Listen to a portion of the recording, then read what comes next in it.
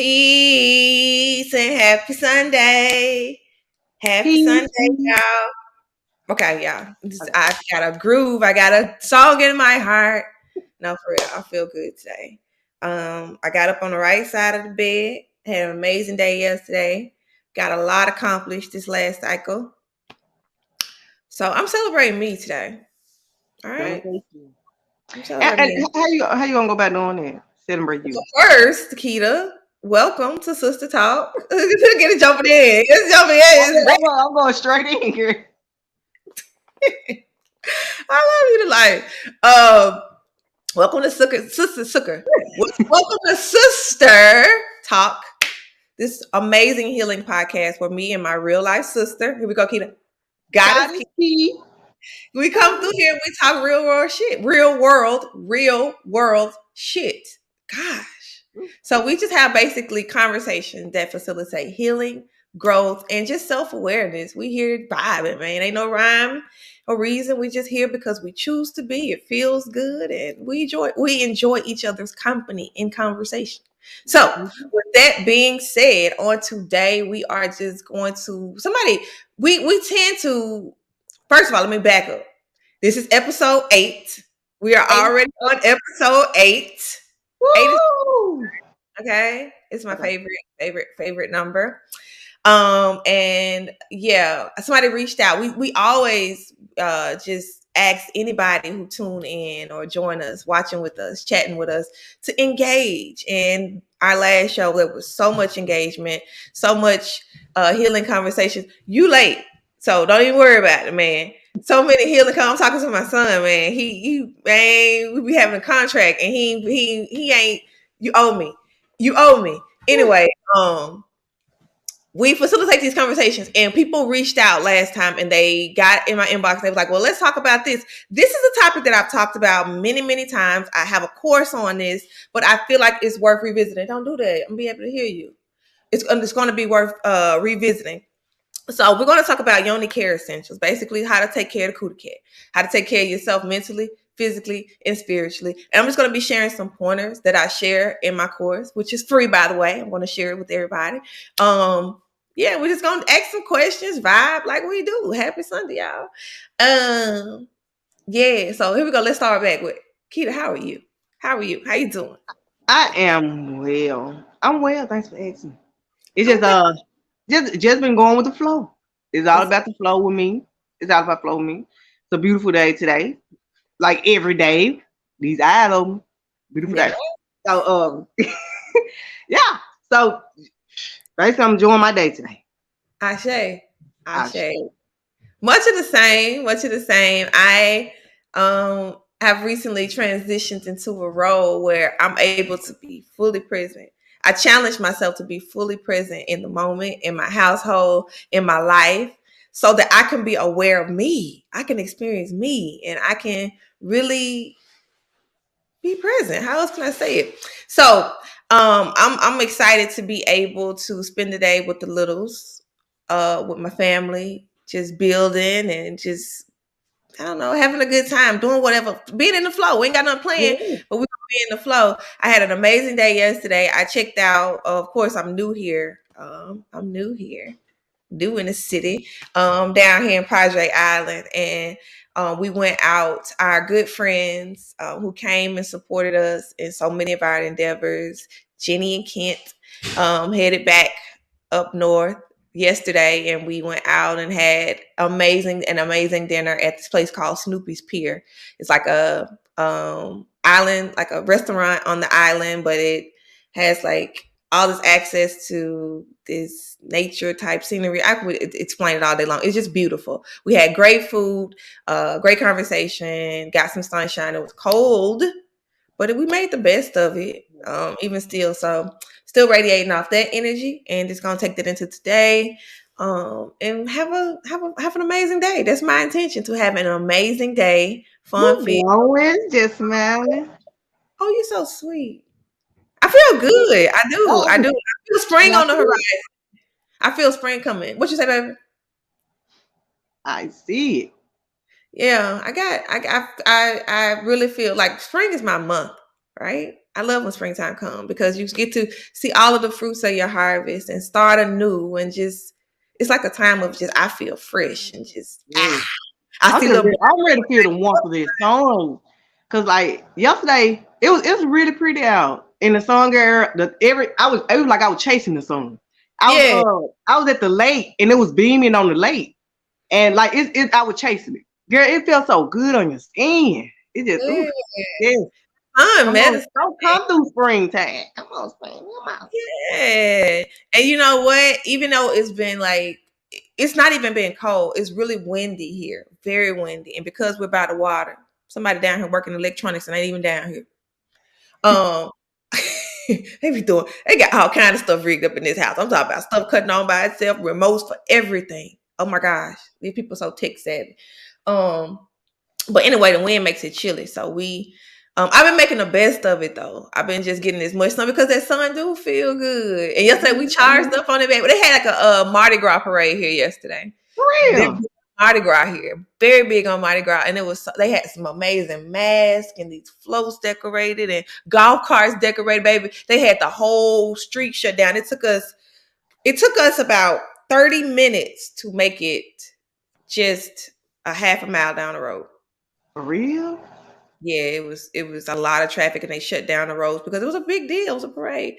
But yeah, it was a lot going on here, and yeah, I'm hoping to get into something today too, something good, Just but most of all, just getting some fresh air, getting in the sun, playing with the kids because when I'm playing with the children, I feel childlike and that Mm, energy is healing because I'm able to go and touch bases with that Zamika, that child Zamika, that little Zamika, and heal areas that or touch with it, touch into back tap into areas that I maybe hadn't previously and need some attention. So get out there and swing with them. I run with them. We, do whatever they want to do, and I follow their lead for a change. So that's my intention yeah, for this filled with fun, joy, love, laughter, and good food. Because yesterday, baby, that food was fire. All right, I can go on a tangent, just talking. That's what I do. But let's hop into this old podcast thing, talking about these Yoni care essentials. So, anybody who knows what I do for a living, I do a lot of things that fall under the umbrella of women's wellness. Yoni health, cootie health, baby mama health, pregnant mama health, postpartum mama health, trying to get pregnant mama health. Like I advocate for women's wellness because I am a woman. All right. And so this is just right up my alley. So I was really happy to see this topic come up again. I talked about this several times. I have a womb healing group. I have a course, like I stated previously, which is free. I'm gonna put it in the comments. But I was really excited to see, somebody reach out about this because I love talking about this topic. It's so important. A lot of things stem from our feminine health. A lot of things that we're doing, we were just taught to do, and we don't know why we do them, such as taking a bath. I won't jump in there.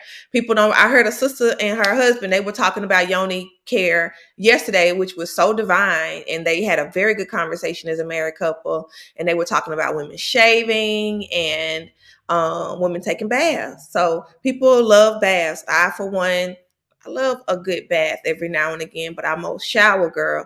Didn't grow up that way. We love to take baths. It's relaxing. It can soothe sore muscles. It's a time to unwind. A lot of people use it as self-care, but it can also, not be so good in certain areas, especially with women in their pH. Because if you have, let's say, for instance, oils and perfumes and things on your skin, even environmental toxins that we maybe pick up on in the environment or wherever we may, be, we're rinsing that off with the water. The water is cleansing us, but if we're sitting in that water, then we're sitting in that. And we know that the vagina is the open orifice. Orifice. Is that right? Orifice. It's open, right?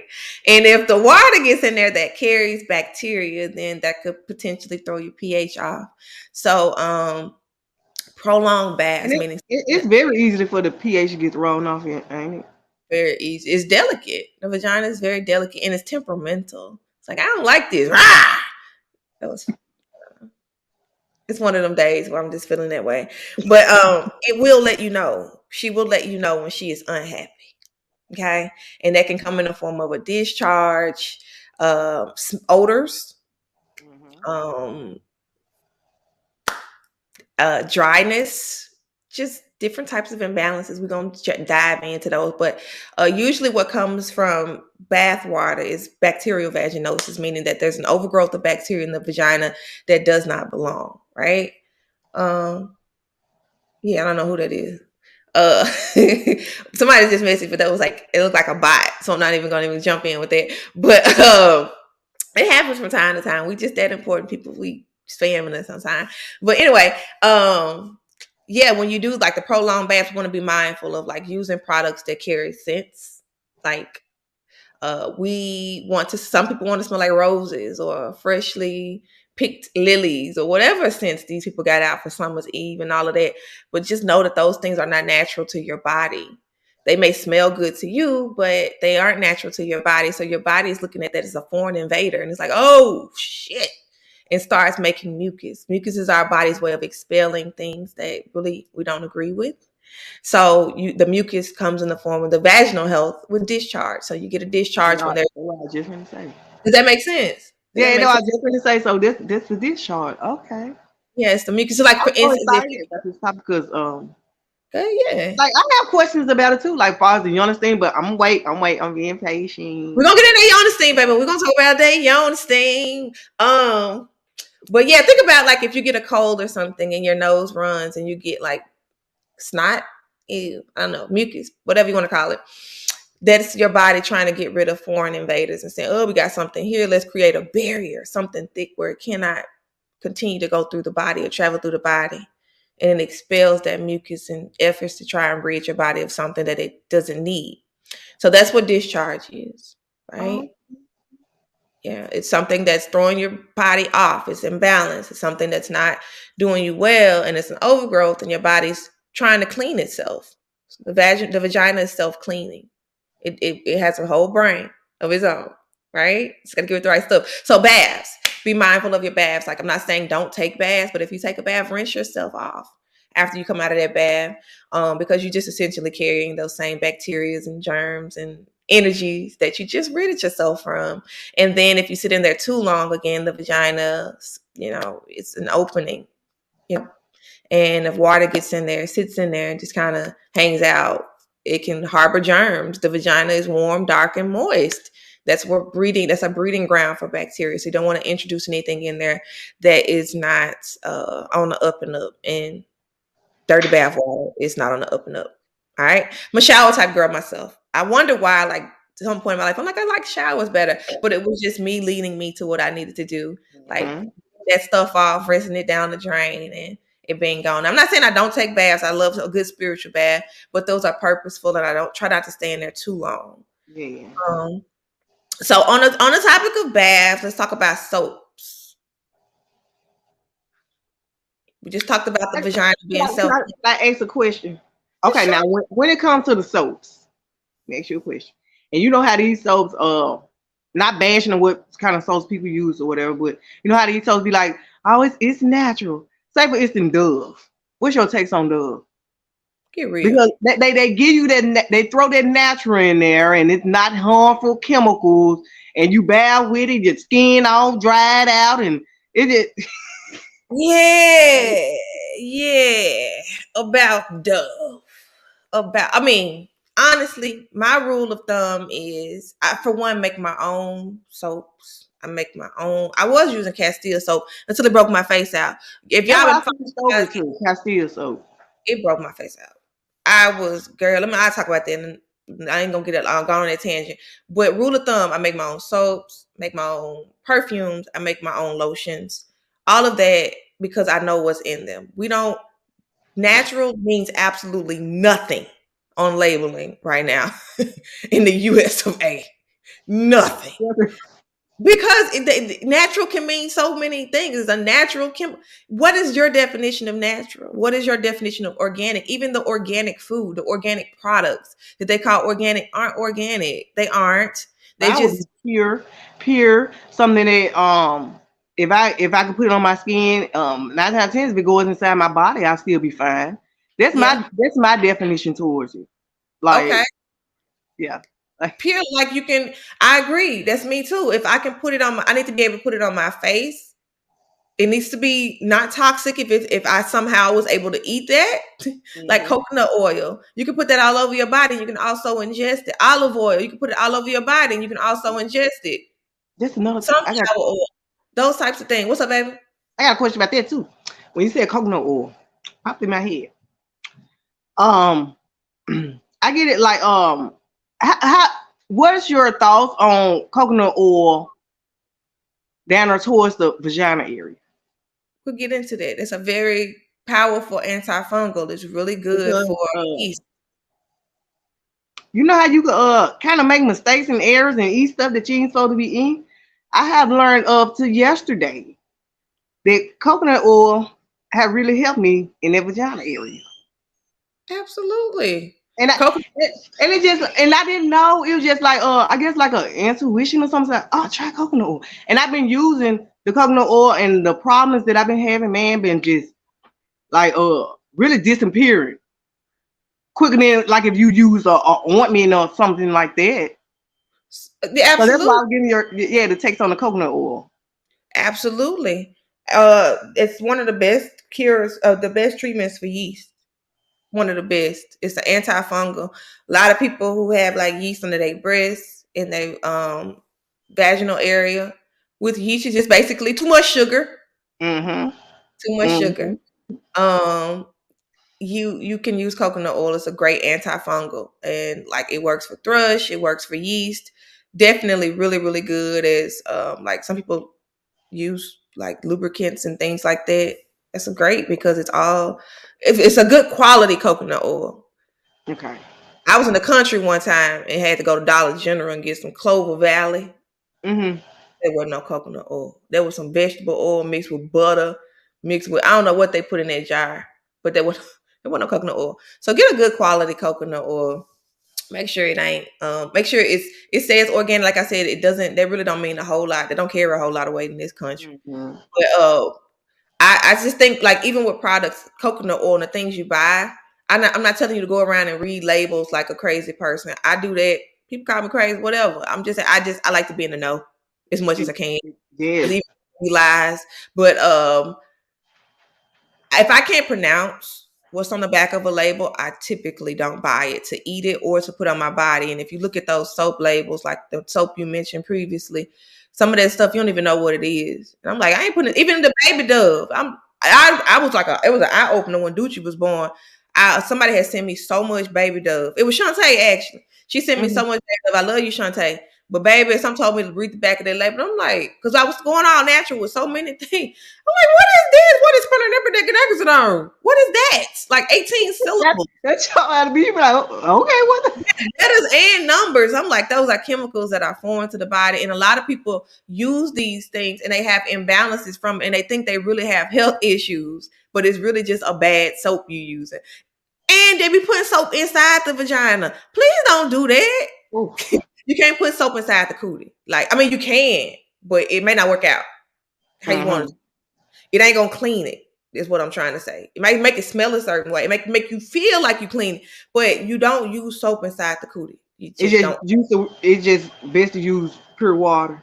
Yeah, she cleans herself. We just talked about the Yep. discharge. Uh-huh. She cleans herself from the inside. You ain't got to help her out. You gonna really make her job hard. Just Mm-hmm. give her some water. Make sure you're hydrated, so she's hydrated. Dry cootie. If you're dry body and you ain't hydrated, the same thing goes for your organs, vagina included. Okay. So make sure you're hydrated and you're not putting soap on the outside of the vulva, but I don't the outside meaning just the top. Don't put soap inside because that in itself can cause a pH balance because soap isn't natural to your body. You know, it has all different types. Even most of these most natural types of soaps still have chemicals in them. And that's just not, it's a foreign invader to a vagina. So outside, okay, mild soaps. Inside, no. No. Castile soap, I would recommend it. Some people say they have no problems with Castile soap. For me, that's when I started making my own. It's after I used it and it broke me out. I was using the tea tree kind, and it broke me out. Actually, I'm still getting rid of some of the. So I shouldn't have put it on my face to begin with, but I didn't have what I usually use here, and I was like, I got to get this oil off my face, so I used a little bit. I mean, a little bit of it. Baby, I woke up the next day. My son was like, "What happened?" It was Oh, like literally, it was bad. It was bad, and like, yeah, my skin did not like that. So, Castile soap is known to be one of the most gentler ones. I will say that. So, the Doves, the Caresses, the Victoria's Secrets, those things smell really, really good, but got to break it to you, sis. We ain't meant to smell like champagne and roses. yes. We meant to smell like our normal natural scent, which is nothing, water. um, but depending on what you eat or what you introduce to your body, that can change it. Like if you eat a lot of fish, sometimes you will smell fishy. If you eat a lot of sugar, it can produce yeast. If you eat a lot of fruit, it can, you know, give you good benefits as far as smell goes. So it just depends on how your body. But some people can eat things and it don't bother them. Yeah. They just fine. Like some people can tolerate dairy. Me, I have a dairy intolerance. I can't tolerate dairy. Period. My body's like no, no. So if I ate dairy, it would probably cause a vaginal discharge, and it would also cause me to have mucus because dairy is full of mucus. My body has to distribute that.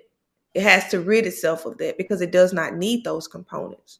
It's a foreign invader. So then I get stuffy. A lot of people have sinus infections because of their intake of dairy, a lot of head colds, things like that. And it's not that you're sick, it's just that your body's trying to rid that excess mucus and deal with that. And it's causing inflammation in the body. Same way with vaginal health. I know like some people eat certain things and they'll get an odor or they'll get a discharge or they'll get yeast. It's either too sugary or it has too much mucus. Mucus containing foods are usually cheeses, milks, yogurts, which I don't know why the heck they would give you yogurt for a yeast infection. I get the cultures, great, but And remember that was you were told too. I'll eat yogurt. Yogurt, it eat that yeast right on up. well, I mean, the cultures in the yogurt probably help to get rid of Mm-hmm. some of the yeast and control the yeast. But yogurt itself is most yogurts contain some type of sugar, which is going to feed the yeast, and it's mucus filled because it's yogurt. It's milk coming from a cow.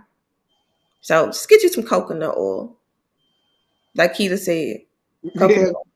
and I've been eating too much sugar Yeah, I lately. mean, Yeah, but that coconut oil, ooh, it's coming through. It's it coming is through. what it is. It is what it is. So let's go. That's my spiel. Same way with douches. You don't need to help your cootie out. If you're using a douche, um, or you feel like you need to use one, it's probably because you probably need to clean up your diet, even if it's for a few days, or increase your water intake.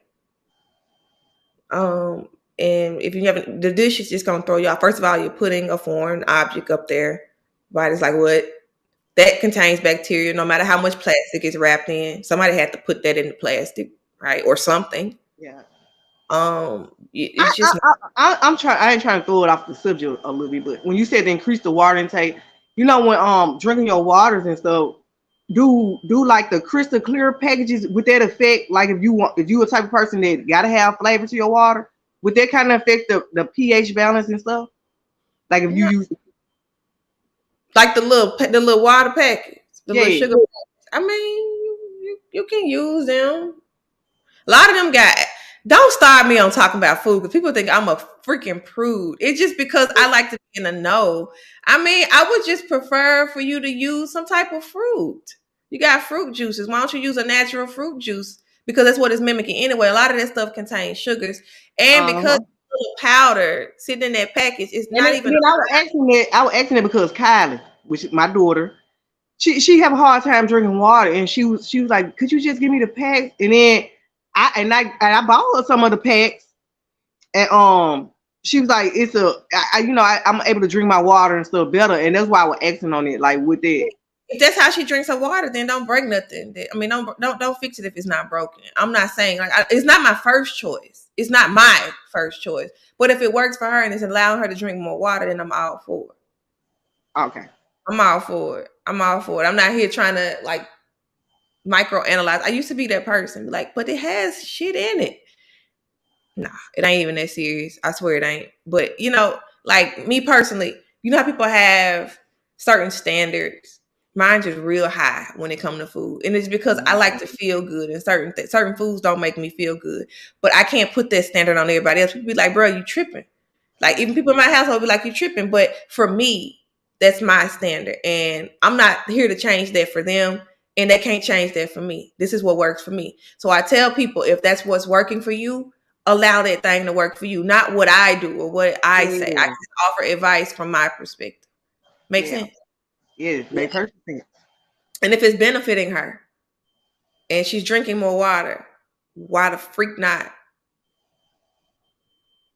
Especially until like I I just remember. think like that because I just because I'm becoming that person that like I gotta look, but like I call myself looking at the package and it tells you zero this, zero there, zero there. But you taste it and I'm like, wow, this sweetness coming from then.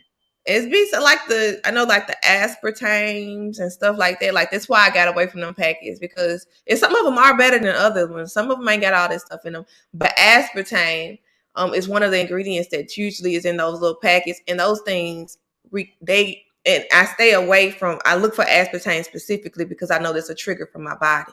I was bad on sodas at one point in my life. I used to drink cokes like popping the cap on them. Like, you know how we used to be, like me and Kiki Mm-hmm. used to be like always challenge each other to stop drinking so many sodas. But I because I wanted to lose the belly weight, I didn't think about the health aspect and what it was doing to my kidneys, my blood sugar, my liver. I didn't think about that. Mm-hmm. Want to lose the belly fat. It was some stubborn belly fat I couldn't get rid of. And I was like, well, somebody told me if I stop drinking these drinks, I did excess sugar gonna go bye-bye and I can lose this belly weight. That happened. I dropped that and started drinking diet drinks, which was probably worse because it contained aspartame. And I used to get headaches every single day at work. And it became my norm. And I think to myself, like, what the hell? Like, am I just gonna be like this forever? And I remember going on my Daniel's fast, which triggered my health journey, conscious health journey. And the Daniel's fast, I couldn't have any type of sodas. And Mm-hmm. so that made me realize that was what was causing that because those headaches stopped during that time. And when I tried to go back to drinking the diet sodas, it started again. So I pinpointed the aspartame And it's to all about helping learning your body too. what works because some people can drink aspartame and be just fine. Uh-huh. It's my body and my DNA and my genetic makeup and my healing process and where I am on my journey that works for me. Aspartame don't work for me. Dairy don't work for me. For some people, they can eat it and be just fine. Some Mm-hmm. people like to pretend like they're just fine and they're eating these things.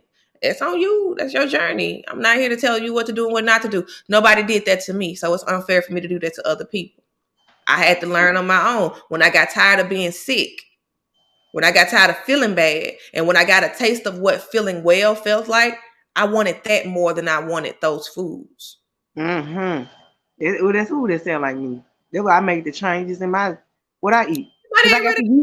I got used to having energy. I got used to, like you said, just feeling better. So why not feel this every day instead of picking some a food just because it may taste better to you at the moment or whatever, and gonna have you feeling down, depressed, sad. Like, yeah, that was the part of what made me stick to how I'm eating now. I You like the feeling. I want to keep that feeling. want to feel good. You do it because you love it. I love how I feel, so I'm gonna continue to do it. Not because somebody told me to do it. Not because Mm-hmm. I'm looking for this amazing whatever. It's because it feels good, and that's how I'm operating. That's how I operate in flow. I'm doing what feels good. What feels Um, I run a business, a couple of them. I have small children. I have teenagers. I have grown children. I have a husband, and I also do my own thug thizzle. So for me to be able to get up as a person who drunk coffee throughout nursing school and my adulthood just to be able to function, I had to have caffeine and be able to get up every day and let water be my coffee, let the sun be my fuel. I don't want to trade that in for no fucking soft drinks. I don't want to trade that in for no cheese. But that's me. that sounded so beautiful. I give thanks, man, because at one point, man, I couldn't. I had to have some type of substance to get me out of bed to keep me going. Am I breaking up? Because I see a little signal on here. Uh-uh. Okay, if Thank I you. am, you know how this sound get down sometimes. Oh, you clear. But yeah, it was a choice, and everybody got their choice, and it's not up to me to force any type of decision that I have made for my life on nobody else. That's Mm. unfair. That's being biased. They got to learn in their time or not. Maybe they just fine with what they eat and how they eat. I'm not the food police. Okay. All So, right.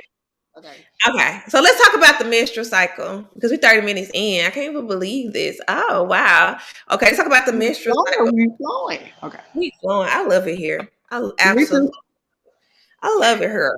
Like Me her. too. I love it here. Okay.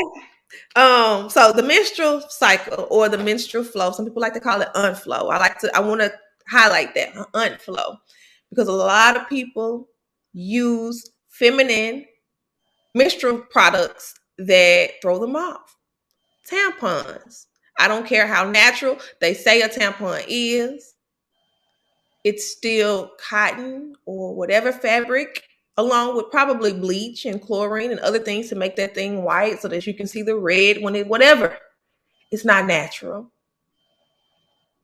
And unflow is a flow. It's meant to allow that because the period is basically a detox. It's your womb detoxing everything that you didn't need and you're cycling out the old self and you are making room for the new. If that egg has not been fertilized, you're gonna bleed, and that bleeding tells a lot about you. It tells if you're having a heavy painful period, there's work to be done.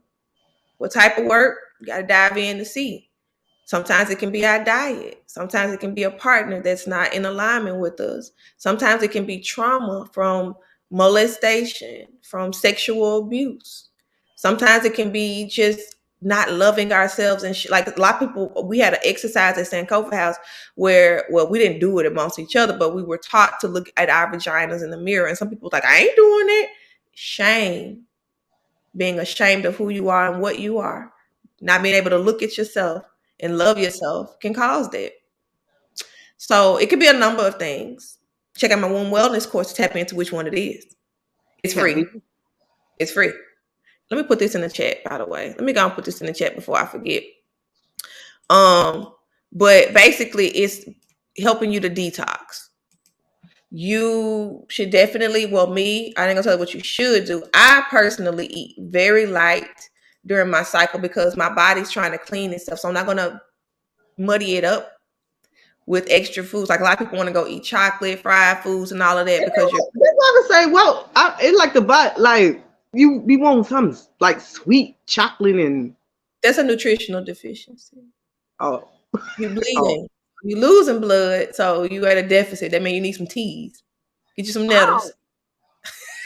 Ow! oh Ow! You funny, yo. You oh funny. yeah.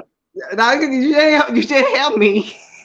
It's a nutritional deficiency. And sometimes we just be wanting comfort. And sometimes those foods provide comfort. But you'll notice I like to monitor my menses. So if I eat something and I notice my flow pick up, I know that there's something probably isn't in alignment. So I like to eat fresh. I like to eat a lot of salads, wraps, hearty soups. Um, fresh fruits and vegetables, lots of water during my cycle because I'm flushing myself out. I ain't gonna undo what my body's trying to do by adding stuff that's heavy. But you can and just deal with the cramps and the heavy period. Or Mm-mm. maybe it don't affect you at all. We got choices here. You just help me. Yeah, it's a nutritional deficiency when you're craving that sugar and them sweets and those breads, which is nothing but sugar.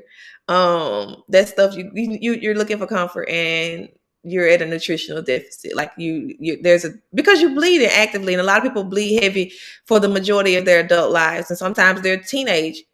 Like depending on what they got going on, they probably had a heavy period their entire life. And if you never really put in any whole foods or herbs or anything that's really going to replenish that, so a lot. You froze up. What happened? We Can you hear froze. me? We froze for a moment. Oh wow. What happened? Okay, we back. Oh, We back. I you ain't back yet.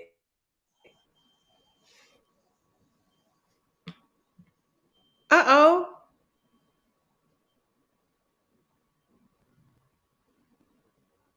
you. I I'm see gonna you leave come back. moving. Hold on. Now you breaking up. I'm gonna leave and come back. Okay.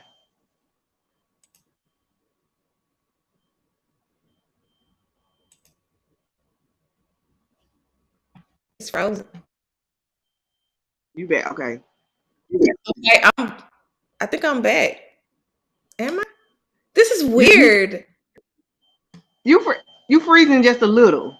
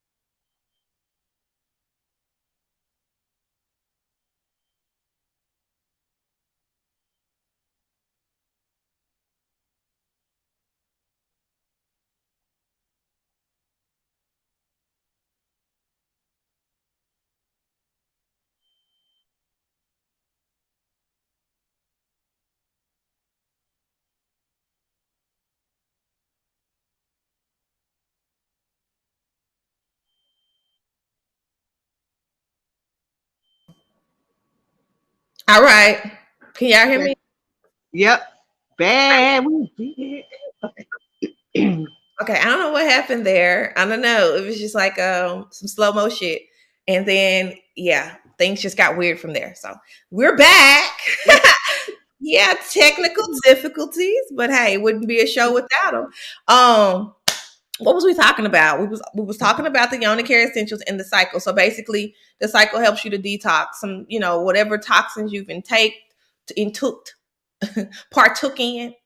Um, Not okay. Go ahead. Okay. Now with the cycles and the yawning, right? I have a question. I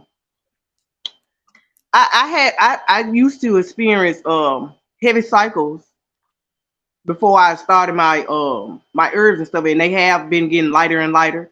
But I used to experience heavy cycle, and I wonder, like, is that a cause of me getting my tube side? Would that cause something like that when I had got my tube side? Absolutely. It's a trauma. It's a trauma that's traumatic to the womb, to tie your tubes, because that's basically us disallowing your body to do what it naturally does, and it's ovulate and have free range to do what it's supposed to do. You've now placed a restriction on it by tying those tubes that's supposed to be open. So, for one, when you're having your menstrual cycle, it's going to, you have to flush out those toxins. And a lot of what they tie off is used to help flush out those toxins. So, it's like, first of all, the body has to work harder to do what it's supposed to do. So, it's the womb talking. This is not natural. This is me. The womb has a mind and an energy of its own. Not to say that things like that can't be remedied, but that it will definitely cause you to have a heavy menses because it's trauma to the womb. So in those cases, you want to talk to the womb, you want to do womb healing, you want to reestablish a relationship. And I don't want to say forgive yourself, because I ain't like you did nothing wrong, but it's not really in alignment with being natural. And So that is something that I did, but and that's forgiveness. You did it because that was the best choice at that time. A Mhm. lot of us didn't know. I worked very hard to get my tubes tied, and I was always told no because I was so young. And I'm grateful for those no's. That's why no's can be a good thing. Okay. Because I had a doctor. I remember she was of Indian descent, and she was like, I couldn't see myself getting married. I couldn't see myself having any more children at that time because I had so many traumatic birthing experiences, and I had bad relationships. I was like, who get married? So And I that was the cause of me wanting to get mine tied what's because that? the experience that I had while, like you said, birthing experience, like the aftermath of them, and I was like, oh, I don't want to experience it again, and I just thought that was to be the best thing at the time. Yeah, I've heard friends to say that they didn't want to have children anymore because of the experience they had in childbirth. Mm, So that's common. It's unfortunate though. it Um, is. it's really unfortunate. And then when you're able to, those decisions are so permanent. It is. It And is. so I actually was privileged to have a provider who actually saw me as an individual, not just because she could have easily. It was paid for by state insurance and all of that. She could have easily just sent me for the procedure, but she said, I can't consciously, with you being as young as you are, healthy, say that this is something you want to do and I won't sign off on it. And I was like, bitch. But now But yeah, and that's a beautiful thing that she didn't do that at the time. Like that somebody actually cared enough to tell you this. Cause like, girl, it you. matters. Some people just don't care. Some people just like, okay, that's what you want to do. I'm gonna get paid. Let's do it. She turned Mm-hmm. down their money. She was like, Mm-hmm. no, ma'am. She said, we can try birth control. We can do, but I'm not signing off on no tubal ligation for you. Because I was like 23 at the time, 24. She was like, bro, you brand new, you young, you got your whole life ahead of you. I'm like, no, bitch, I want my tubes tied. But I didn't want my tubes tied. I was just traumatized.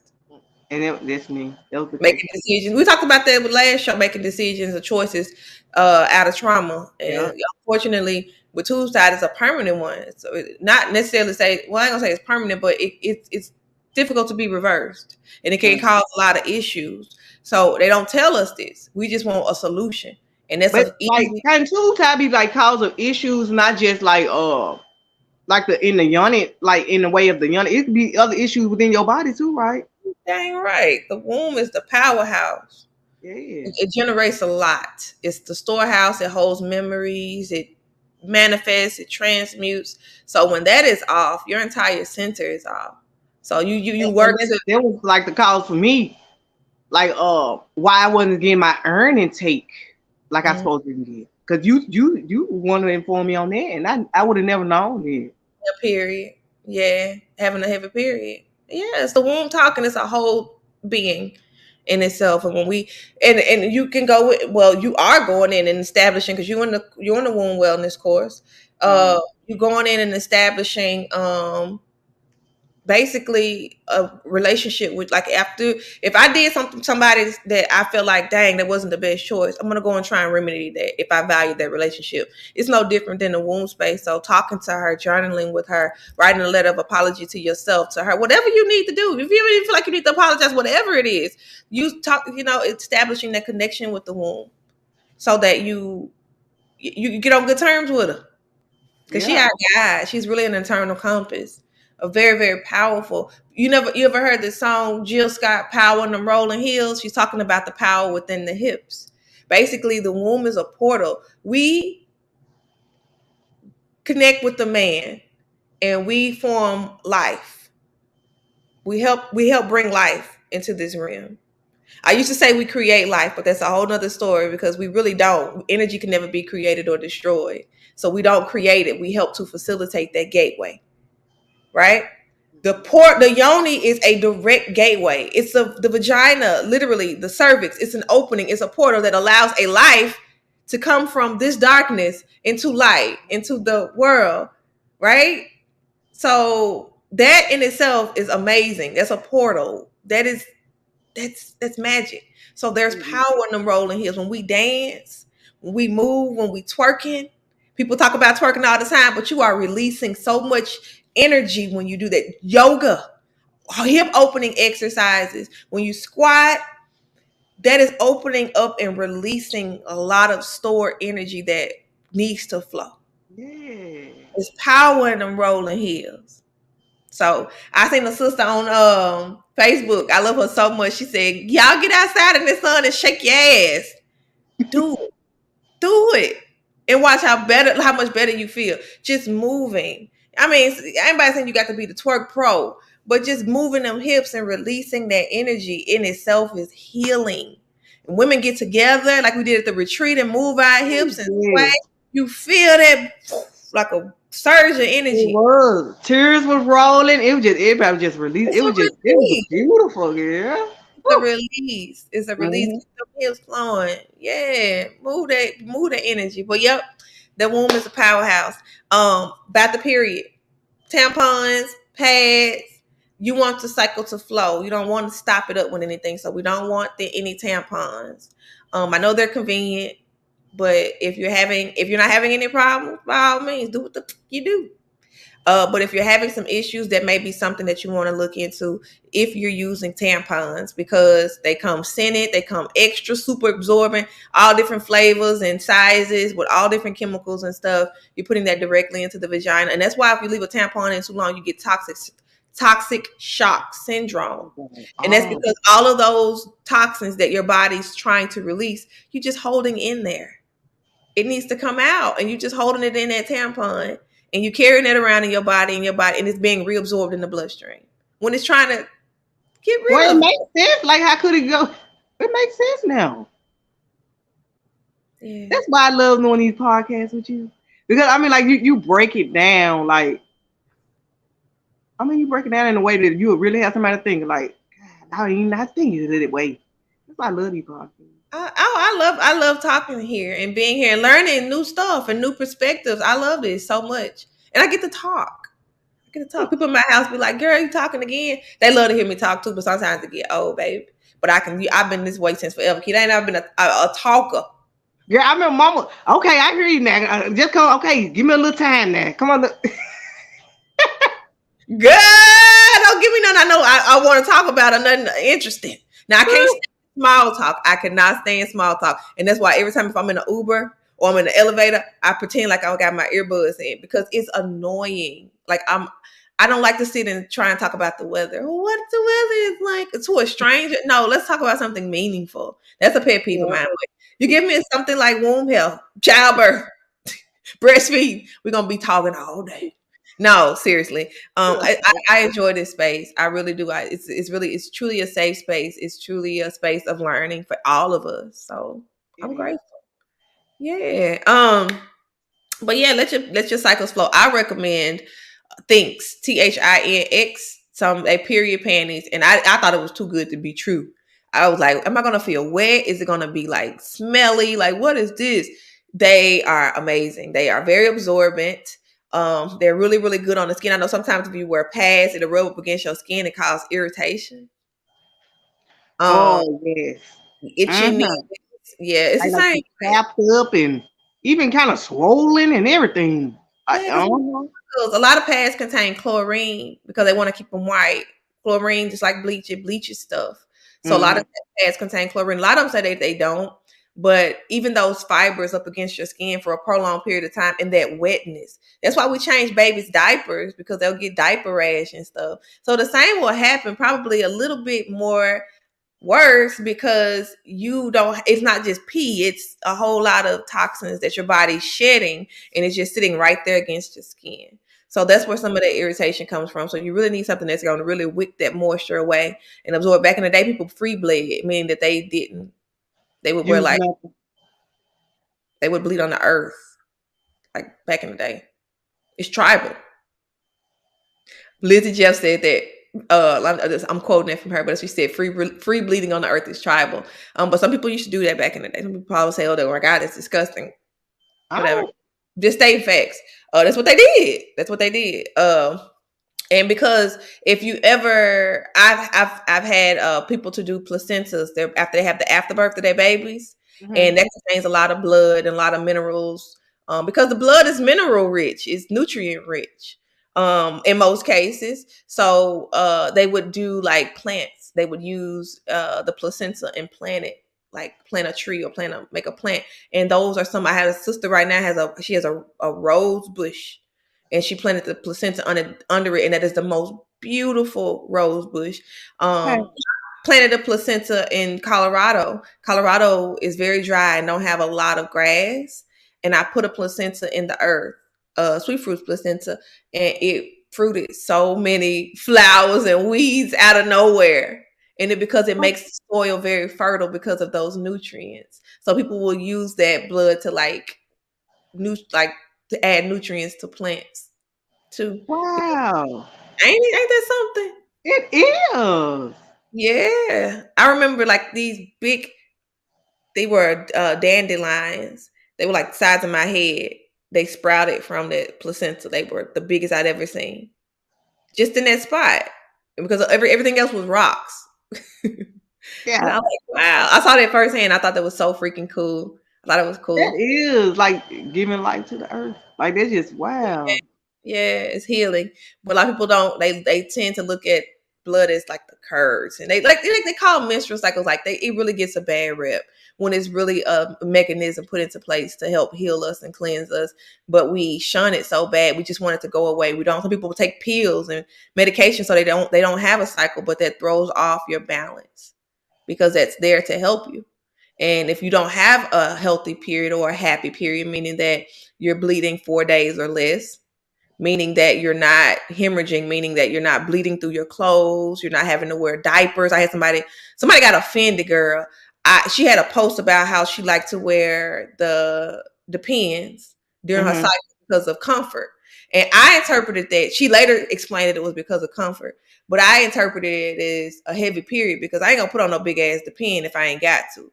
So I Yeah. remember talking to sisters back in the day when I was in Memphis that used to wear depends because their cycle was so heavy, and that's what would help absorb it. So it was a lot of sisters that was on there commenting on her post saying, "Yeah, I did this for my cycle because it's heavy. I wear these too," and I was like, "This is a problem," and I don't feel like I'm a prudent women's wellness advocate if I don't say something. So I just posted my free link to the course to say, "Hey, this may be an issue if you're bleeding heavy and having to wear these every month. Check this out. This may be a resource." Well, she got offended. And I was like, I'm not trying to sell anything. It's free. I'm just trying to help. And she didn't really take that too well, but that ain't my business. Yep. Not your business. A couple of sisters actually signed up from it when they saw it. So I helped somebody, even if not everybody's receiving or a recipient of it. I did what I felt was my due diligence. And I don't feel no way about it. But she ain't like Well, that. I give thanks to you. I give thanks to you. You're very welcome. You're very welcome. I'm grateful because there's a lot of things that I went through and I'm learning now. But let me just tap bases because we have 50 minutes here on the Yoni scene because you did ask about the Yoni scene, right? Hmm. Um, the Yoni steam is an essential. It's a way of getting the benefits of the herbs, motherwort, lavender, calendula, red rosebud, nettles, all of those things that you can. We talked about things being universal. If I use herbs are the same way. If I use these herbs to drink, I should be able to bathe in these. I should be able to steam with them, soak my feet. They shouldn't be toxic to any part of my body. Same way with So the is herbs. it a certain kind of herbs that I mean, like a certain kind of combo that you use with Yoni steam, or Great question. There's not one size fits all when it comes to Yoni steaming because we're all at different parts of our journey, right? yeah, right? So what it depends on what you need. I'm Yoni steaming just to tone up my vagina. I ain't got no heavy periods, nothing like that. Maybe I just want something light that's gonna replenish me, like some nettles and some old straw. If I'm having a heavy period or a painful period, I want to add some motherwort. Motherwort is amazing. Red rosebud bud too because it helps the circulation, so the cramping is not intense. It's intense. So it really depends on what I don't like. When I say what I don't like, but it don't fucking matter. I don't prefer yoni steams that are one size fits all. I prefer a practitioner who asks that person what they're currently going through so that it can be catered to their needs because they may be using a herb that they may not even be beneficial to them if you just create a one size fits all. I know it's kind of good for business, and there are herbs that are universal, but we want to know what's exactly going on and not just steam because everybody is doing it, but actually making it purposeful. Yeah, Like, that's what made me ask that because I'm like, is it certain herbs for this or what's like? Yeah, like mm, say like if you just wanna kind of say get rid of the old. I want to say this, like the old memories of the old mates that you had, and you choose to cleanse yourself with the Yoni thing. you can even add some sage in there. You can add some hyssop if you want to just out with it. Any type of herbs that you can drink. Think about the herbs. You're learning a lot of herbs right now and what they use, like to detox. Burdock, Mm-hmm. that's a good one too. Anything you're using to cleanse the blood, to cleanse the body, and drink, you could use it as a steam as well. Typically, Okay. typically. Now Okay. I ain't gonna say all the time. I mean, let me plug up my computer, y'all. Typically, that is what you can do. Now, that's when a Yoni practitioner can come into play, or you're doing some herbal research on your own. Just make sure, hey, is this going to irritate the sensitive skin of my vagina? Because you can drink ginger, but you don't want to necessarily steam with it. You know what I'm saying? Or mint. Mm-hmm. I mean, certain types Okay. can, but some of it can burn. You know what I'm saying? I like to drink cinnamon, but I wouldn't put that on my body. I wouldn't put it on external skin. So there are rules to it. I'm not going to say that's a one size fits all thing. If I can drink it, I can steam with it. No, but certain. That's why you got to learn for yourself. That's why you got to do your own due diligence and research and not trust anybody's knowledge. But I ain't gonna say not trust it, but not rely upon anybody's knowledge but your You own. always say that. You always say that. You I got the agree. best. This best teacher is experience and is experimenting with these herbs. Not to say that you can't get information from nobody else, but they're giving you their perspective. And there are people who know a lot about these things and can definitely help you. Mm. However, until you experiment with that herb, you don't know how it's going to work with your body. Just like certain people can eat certain foods and they do certain things. Like I can't eat beef. It causes extreme depression. I'm talking about crying, anxious for no, you don't even know why. Just feeling like hopeless as fuck when I eat beef, and it's because I'm taking on the energy of the animal. I'm an empath. I feel people's energy, who I'm talking to, who I sit around. I can read it like a book. Energy is my first language. So if I'm eating and consuming something that had not such a good life, then I'm gonna start feeling that energy. Can I transmute it? Absolutely. But who want to fuck feel that? I don't want to feel that. Some people have mastered that and they don't feel that at all. But for me, that's something that I don't want to consume because I don't want to feel. So but some people can eat beef and be just fine. Same way with certain herbs. It's not one size fits all. So get in that thing and experiment for yourself. Get the information you need and trust your magic. Trust your medicine. You are capable of taking care of you. That's your body, not nobody else's. Don't put that in nobody else's hands. A lot of people be trading these herbalists for doctors. Like herbalists are amazing and they're phenomenal, but just like you put your health in that doctor's hands, you go around and put it in the herbalist's hands. And they're just giving you their perspective from their experience. And it may be vast, it may be amazing, but until you get into that thing and experiment for yourself, you don't truly know how that's going to impact you. Yes. Sure right. Ooh. So, but my Mm. typical thing, like with Yoni's things, I usually use the same herbs that I drink. For me, nettles.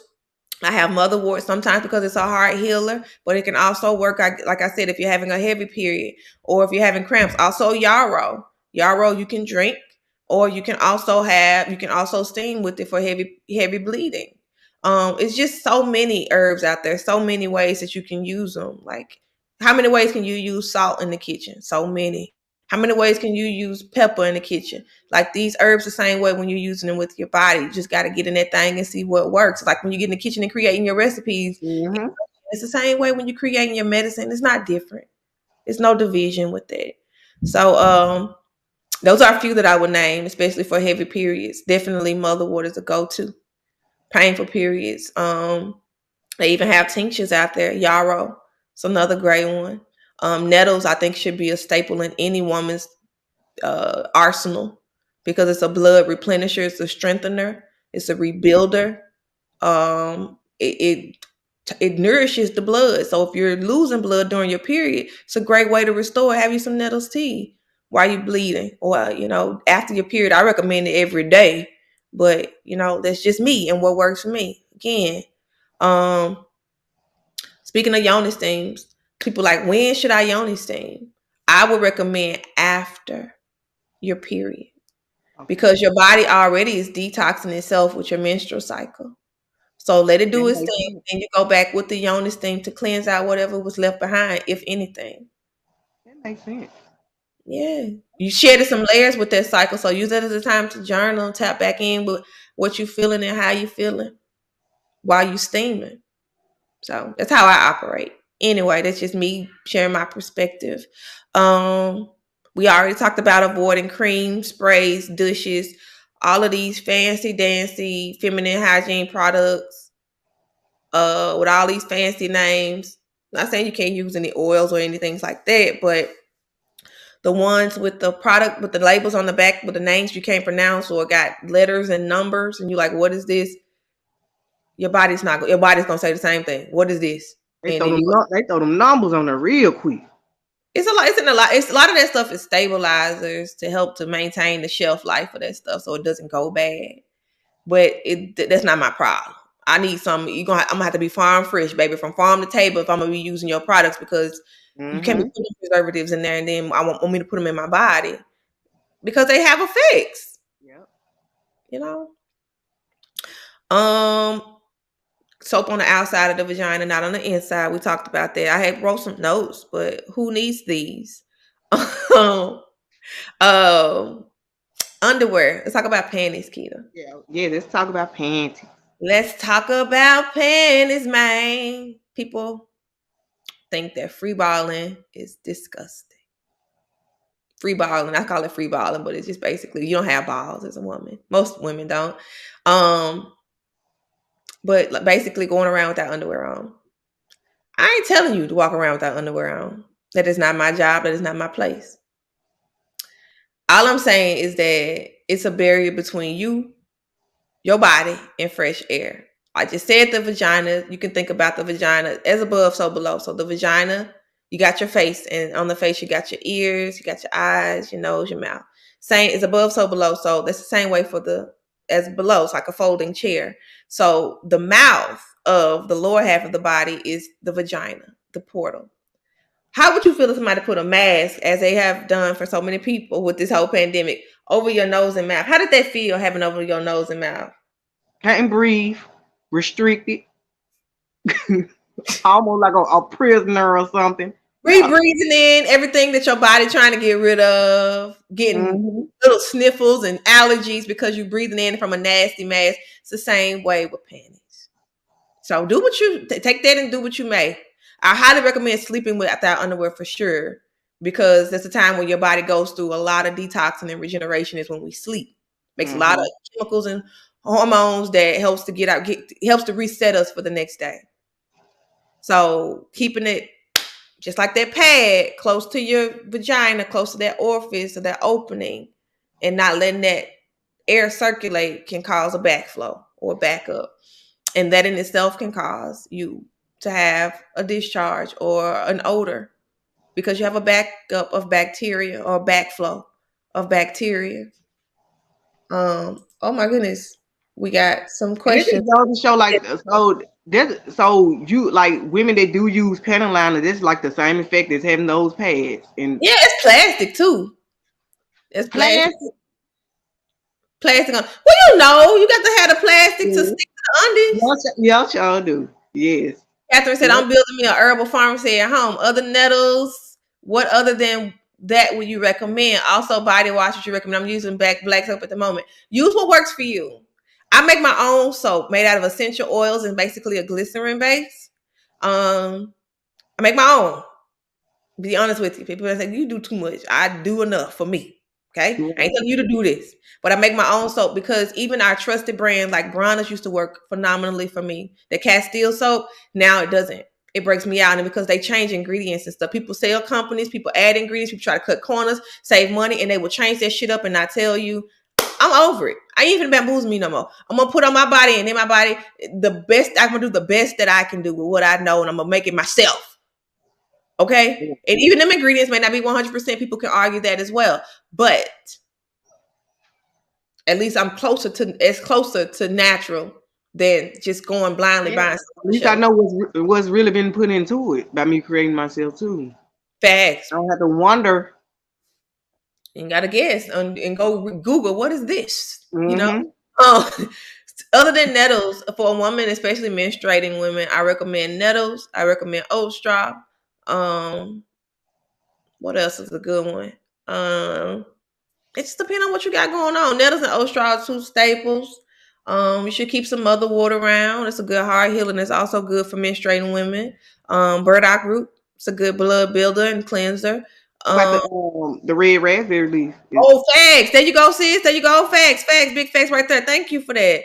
Red raspberry leaves. It's a tonic. It helps to tone the uterus, especially if you had children or you've had issues with your menstruation. It helps to tone and relax the muscles of the uterus. Tone. It's like a muscle, like tone. If you think about flexing a muscle, that's what red raspberry leaf does for the uterus. Relaxes and contracts, tones it up, makes it strength. It strengthens it.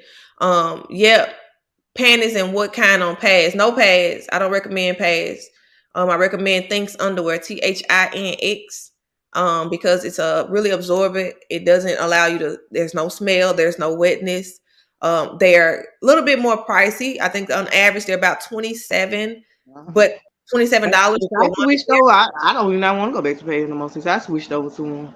They amazing, and then you can like you wash them, and Mm-hmm. you can reuse them as opposed to buying more pads every month. I know And they for some, more comfortable. They more comfortable too. it's like you don't You even have know, a wear that period. big old pad sticking out. You got to worry about that. You Girl, my want pants showing in the back. Girl, my pants a showing in the back. thong pad.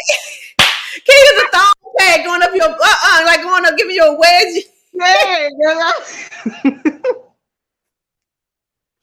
Get that out of here. Get that out of here. Okay, but they are very comfortable. They even got boy shorts. They got just the bikini kind of panties. They got them for kids. They're amazing. They really And are. they They're really, hold, like they hold. Even if you is having a heavy menstrual. I think they said it holds the equivalent of I think 8 tampons. Yeah, One pair they hold. of 8 tampons, and you don't feel wet and you don't stink, and it don't irritate your skin either. It don't make you Not at feel all. Not at nope. all. I love it. I've only experimented. I experimented with that brand, and I tried to go cheap and go to Amazon and get some. Baby, please don't the Amazon brand. I hope they upgraded since then because the kind that I got off Amazon, girl, the first trickle, I was changing my clothes because it just bled right through. It wasn't okay. They didn't hold anything. But anyway, free bleeding is what I think they call it. Yep, free bleeding. Yeah, and it's true. It's a folding chair. Your nose is the heart. Okay, the ears are like the ovaries because if you okay, I'm gonna get into all that. It is a folding chair. It's as above, so below, and the mouth is the vagina opening.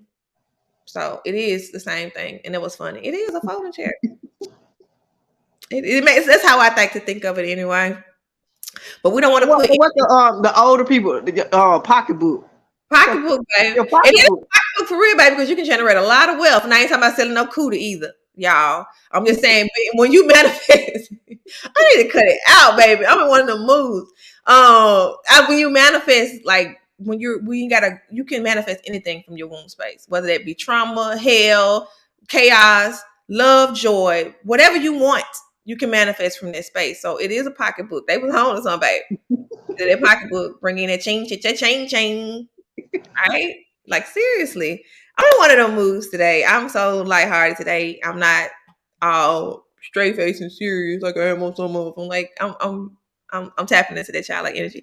Anyway, so definitely want to read the label for any ingredients and not use anything that we can't pronounce or either at least researching what is this and what effects can this have on my body. Not saying it's gonna kill you or anything like that, but it can be causing like a nuisance, a problem, a headache or a discharge, and you can be blaming it on something else, and then you end up getting prescribed medicine. They Mm-hmm. require you to have a procedure when it was just that small thing. So if we research what we're putting in our bodies, we can know what to look out for and we can know what could be potentially causing it instead of having somebody else to pinpoint or blindly say, this is what that is, giving you medicines or procedures that you may not even need. Right? Mm-hmm. All right. We talked about how dairy can throw you off because of mucus and it can cause a smelly cooter. It can. Another thing. Here we go, y'all. partners that aren't necessarily clean. And I ain't gonna say that like I ain't saying they dirty, like mad. What am I trying to say? People who tend to sleep around community peen, community cootie, community ding Mhm. ding, they pick up things, bacteria, and they pick up energy. And sometimes when they introduce that to you, it's not compatible with you. And so it throws you off and gives you a discharge because your body sees this as a foreign object. This isn't part of me. What is this?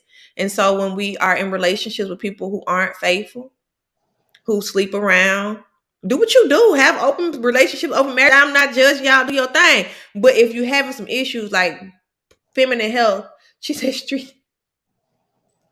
Street penis. That penis for the street. On the street. Catherine, you cutting up too, baby. You cutting up. I said you done had that same tea I done had. You could that cut up tea. That street ding-a-ling. Nobody want no street ding-a-ling. Okay. It's for everybody. That neighborhood penis. Okay, seriously, stop. Or the neighborhood cootie. It could be some neighborhood cootie too. Yeah. Okay, so you can be popping that thing in and out. Yeah. Whatever you do what you do. Do it well. Whatever you do it Popping well. that pocketbook. Popping that pocket. Popping them hoes. Stop, Keita. Popping that Okay. Okay. pocketbook, baby. Ain't nothing wrong with that. Ain't nothing wrong with popping that pocketbook. If you want to pop that pocketbook, pop that pocketbook. Okay? If you want to have community street pain, keep the community street pain. But be mindful if you operate in the energy of community cat or community pain, that they're going to be bringing on some stuff that may not be in alignment with you. And that could be a source of it. So maybe you want to use protection. Maybe you want to definitely cleanse yourself spiritually, Yoni steams, detoxing, or maybe ridding that person out of your life if it's Mhm. not in alignment with you, because you don't want anybody to be introducing something to you that's not good for you. Seriously speaking, that's how things, people contract things, and it's because people aren't always honest about who they're laying with or who they're being with, and that's common case of what happens is when somebody else's pH mixes with yours, Mhm. somebody else's body chemistry is mixing with yours and it doesn't match. On the flip side of that, we got partners. My husband, I'll speak from a personal perspective. I've shared the story before. He don't mind, or maybe he do, and he just want to keep things good and don't say nothing. I'm just playing. We're open. We if we really we don't hide. We open. We don't mind sharing what has helped us. But when we first started dating, I was dairy free and he wasn't. So he had to go dairy free because his makeup contained what he ate. You are what you eat. And a lot of that is your vaginal fluids, your semen, all of that. And so I would get the effects that I would after I ingested dairy. And I was like, we need to work this out. Would that happen like if you have a partner that like smokes cigars and stuff like that? Like with that? Absolutely. Absolutely. Wow. Especially if your body's really sensitive. Some people don't have problems. Their cootie can smoke black and mild and they be fine with it. Some people, I'm just cutting up today. I'm just cutting up today. It's a community. Oh, Community center coochie. Y'all done. I'm gonna get all this topic because y'all got me up here cutting up.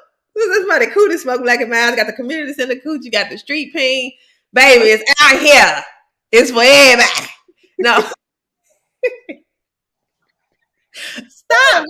community still. Okay, okay. Okay, stop for real, man. Stop for real. Y'all silly. Y'all silly. Y'all silly. But yeah, sometimes I said the cootie can smoke black and mild. No, sometimes when we have that stuff carries byproducts and toxins that's absorbed through the bloodstream. That's what feeds the entire body, and sometimes it come out as semen and vaginal fluids and all of that, right? So Mhm. that can definitely play a part. If your partner's doing something that you don't do, they're introducing it. So Anthony had to stop eating dairy. He did that for me. I don't think he really had a choice. Bless his heart. Well, Cody got to stop eating that stuff, man. But for real, because I didn't want to be having to undo that because of how he chose to eat. So he was like, that makes sense. And then we started talking about the benefits of him letting dairy go, and he let it go. So I'm grateful that we were in alignment, because some people would like be like, to hell with that, fuck you. But Mm-hmm. it shows that you care about your partner, you care about your partner's health, you care about your health. And That's he made good. that change for me. He made the change for me. That's big, because people love cheese and dairy and stuff. It's in everything. So for him to cut that out, that meant a lot. She said, "I'm sorry, no, Catherine, I'm serious. Like for real, it's that's what we do. We come here to clown and cut up and tell jokes. But you are absolutely hilarious with the Yeah. community center, cootie baby." But yeah, that's what happens when we share partners, and our partners aren't always the cleanest. Even with if they don't know how to clean themselves well, that's bacteria that's there. I mean, it don't discriminate, so it can definitely affect you for sure. Where we at? We talked about the Yoni thing. Let's talk about the Yoni pearls real quick. We've been on here for an hour, 15 minutes talking stuff. But the Yoni pearls. I'm gonna put this course back up here too. If y'all interested in Womb Wellness, this course is for free. Get this in the comments. Check it out. Tap in. Tap in. It got a Womb Wellness journal, a period tracker. It has some guided meditations. It's y'all tap into the course. It's free. Don't play with it. Like seriously, it's free. It's free. Can't be free. But Yoni pearls, a lot of people are into the Yoni pearls now, because they see I've seen people post pictures. You know what I'm talking about? The Yoni pearls. I haven't heard about the Yoni pearls.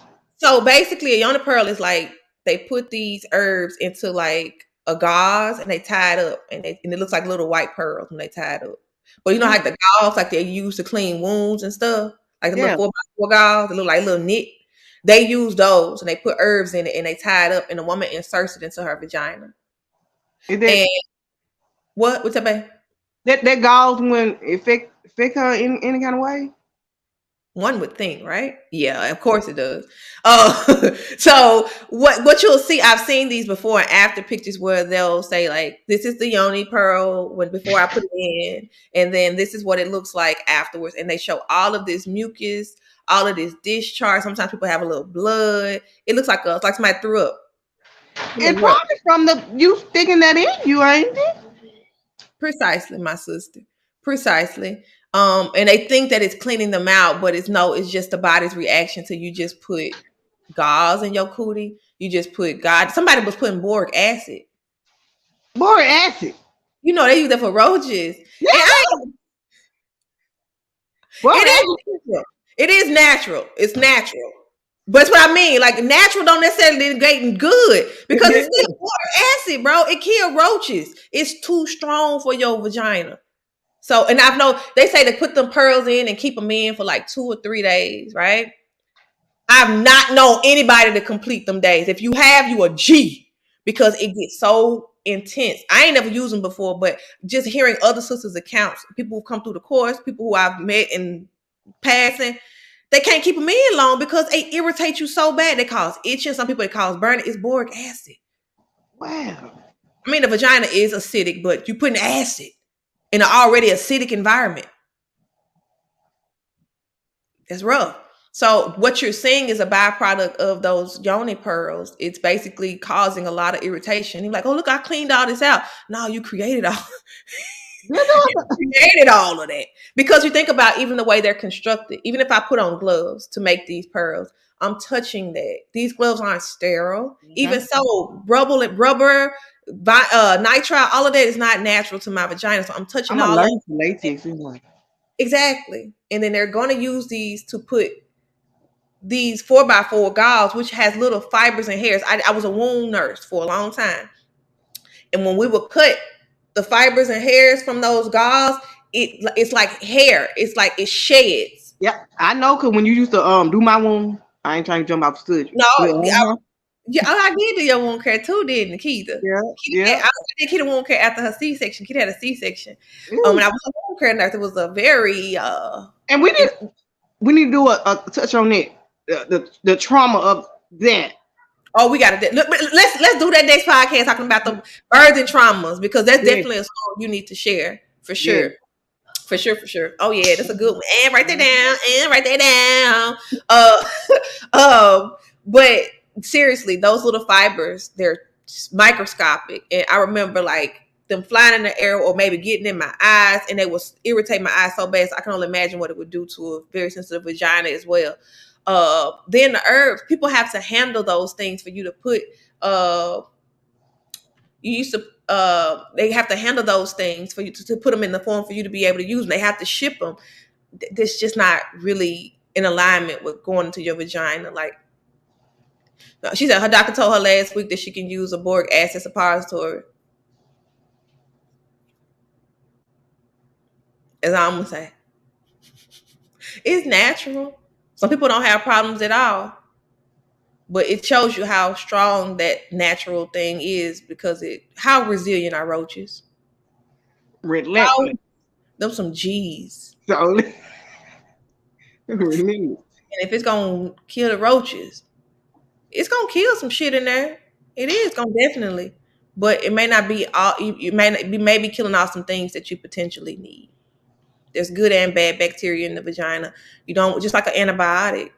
They're strong. Antibiotics are so strong that they sometimes cause more harm than help because they kill off good and bad bacteria, and you need some of that bacteria to keep your body balanced. So, if your doctor told you that and you trust your doctor, go with what they're telling you to do. However, I'm just giving you my account that boric acid is very, very strong and it's very, very intense. And you're really and honestly speaking, your vagina doesn't need that. It don't. It don't need that type of assistance. That's like a lot. It's like doing surgery on a paper cut. You don't need that. She said, I use those Yoni. They are too strong. Those Yoni pearls. But that's the same thing that's in a lot of the This is my first time hearing about the Yoni pearl. Yoni pearl pictures. Girl, you'll see. She said, I love to hear about birth and traumas. After I had my child, I had sciatica and a bulge disc in my back. The doctors kept asking me if I was in a car accident. Damn, sis. Did you damn, we gotta definitely do that. Because a lot of times when people give birth laying on their back, it fucking compromises your spine. You're having a whole baby, like the size of a small bowling ball, and you're gonna lay on your back. It's going against gravity. You are going to fuck up your spine. I say that from experience because right now I do yoga. Have to do yoga because if I get too stiff, I'm going to feel it in my low back because I got epidurals and I gave birth to 4 kids laying on my back. Not sitting up, not squatting, and that took a toll on my body. So I can absolutely really relate to what you're saying. Depending on your birthing traumas, you can definitely it can have lingering effects, and in the womb space too. If you don't clear that out and you come through with another baby, they take on that trauma. So you have to really. A lot of different say you have effects on your children too, because it takes you away from birthing, being there in the moment with your children. Yeah, we got to touch on it. Yeah, because I remember, Keita, that you felt some depression following it because yes, you had to take medicine because of the pain, and because she had to get her C-section scar. It had got infected, so they had to reopen it, and they couldn't close it back. And we had to pack it until it healed on its own because it was a really bad infection. And I remember you taking a mirror when you used to pack my wound. You taking a mirror, look at yourself. I couldn't not look down there. I'm like, I can't do it. I can't do it. It was a lot. Yeah.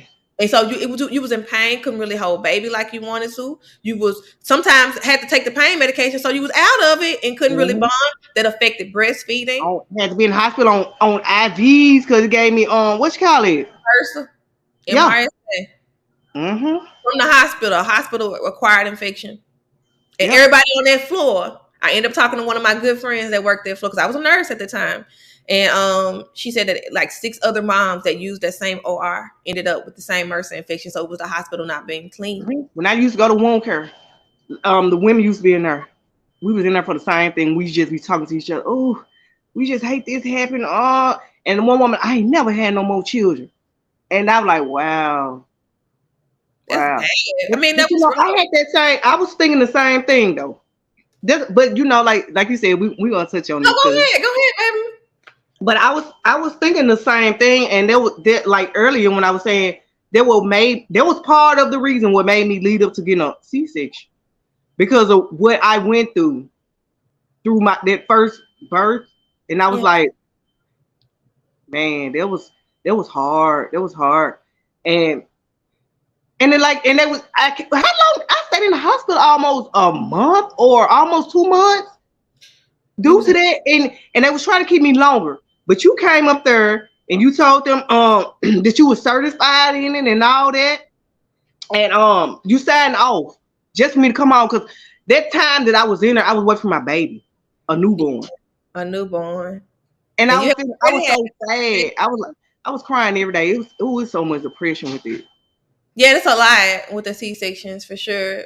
It interrupts bonding with the baby because going through that portal in the vagina is like a rite of passage, and a lot is like they get immunity from that because the vernix that comes through. A lot is missed when the baby is born via C section, and it really and then you have to recover from the C-section, so you can't immediately hold your baby or have your baby. You got to recover.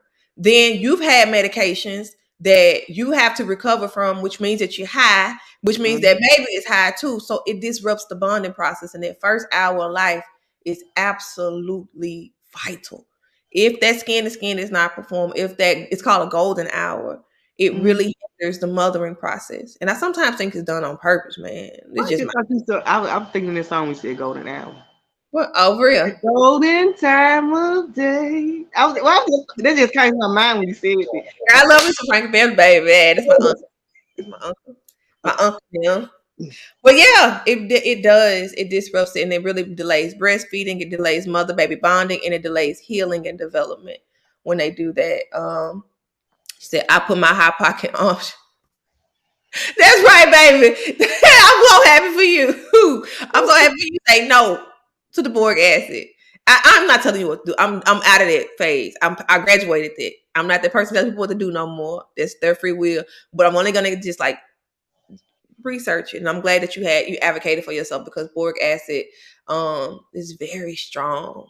Very, very strong. And the vagina don't need nothing like that to be killing no roaches. To be going up in your bahuha. Not so I'm good. I took a bath in herbs and it's been good ever since. You know your own medicine, and that's Mhm. what I'm saying. Go do what works for you. And they gave their opinion, they gave their advice, but it may not always be the best advice. They still human at the end of the day. That was been trained to look at symptoms, not people as a whole. But I ain't gonna get on that. Yeah, we gonna get on that. We ain't Medical gonna get care is not holistic. It is not about not mind, body, and soul. It's symptom based, and they want to give you something to get rid of the symptoms, and not necessarily get to the root cause. But next, I'm gonna go to the But next. you can read the symptoms, but what is it gonna cause? What else effect is gonna have in my body? Don't cause even more symptoms, child. Hmm. So that ain't really a cure if you just trading off one symptom for another one. Is it? Or maybe it is for you. I don't know. It's up to you and your body, your being, because that's your shit.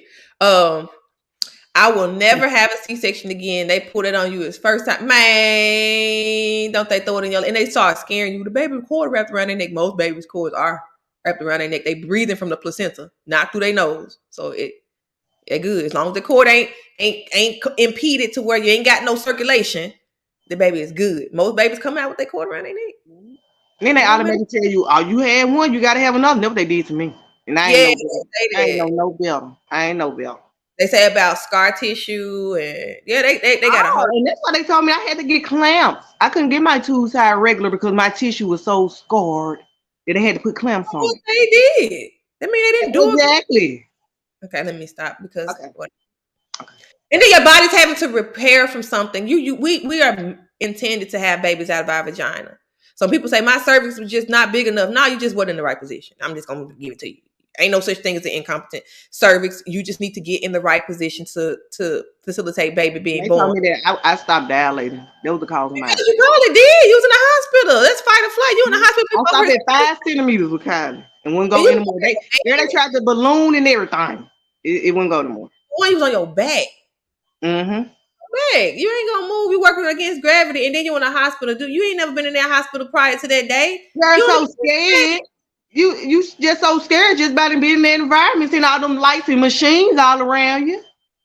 babies come when you rest and relax, okay? Not fight or flight. So you on guard and got these machines Uh-huh. talking coming in with this garb. I remember when I was in there, they rolled in way before it was time. All these instruments they was gonna use to get the baby. I was like, what the fuck? It looked like Saw. It was so many tools and knives, and I was like, oh my God. And it was way before time, and it was scary. But it was because they were very busy and the people was just trying to make their workload easy, but they caused a trauma. I was scared.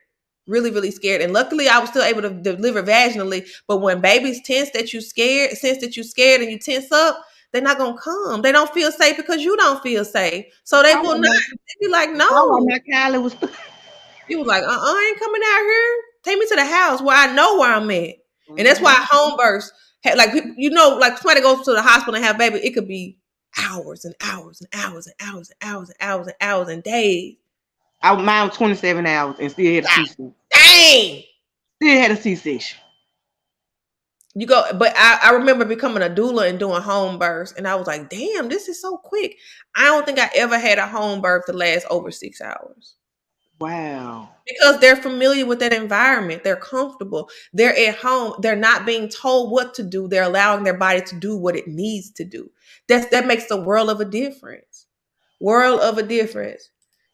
Catherine said, no, don't graduate. Don't graduate with me. I need to know what you know, please. Listen, I'm here to support. Yeah, I promise. I promise you I'll share what I can.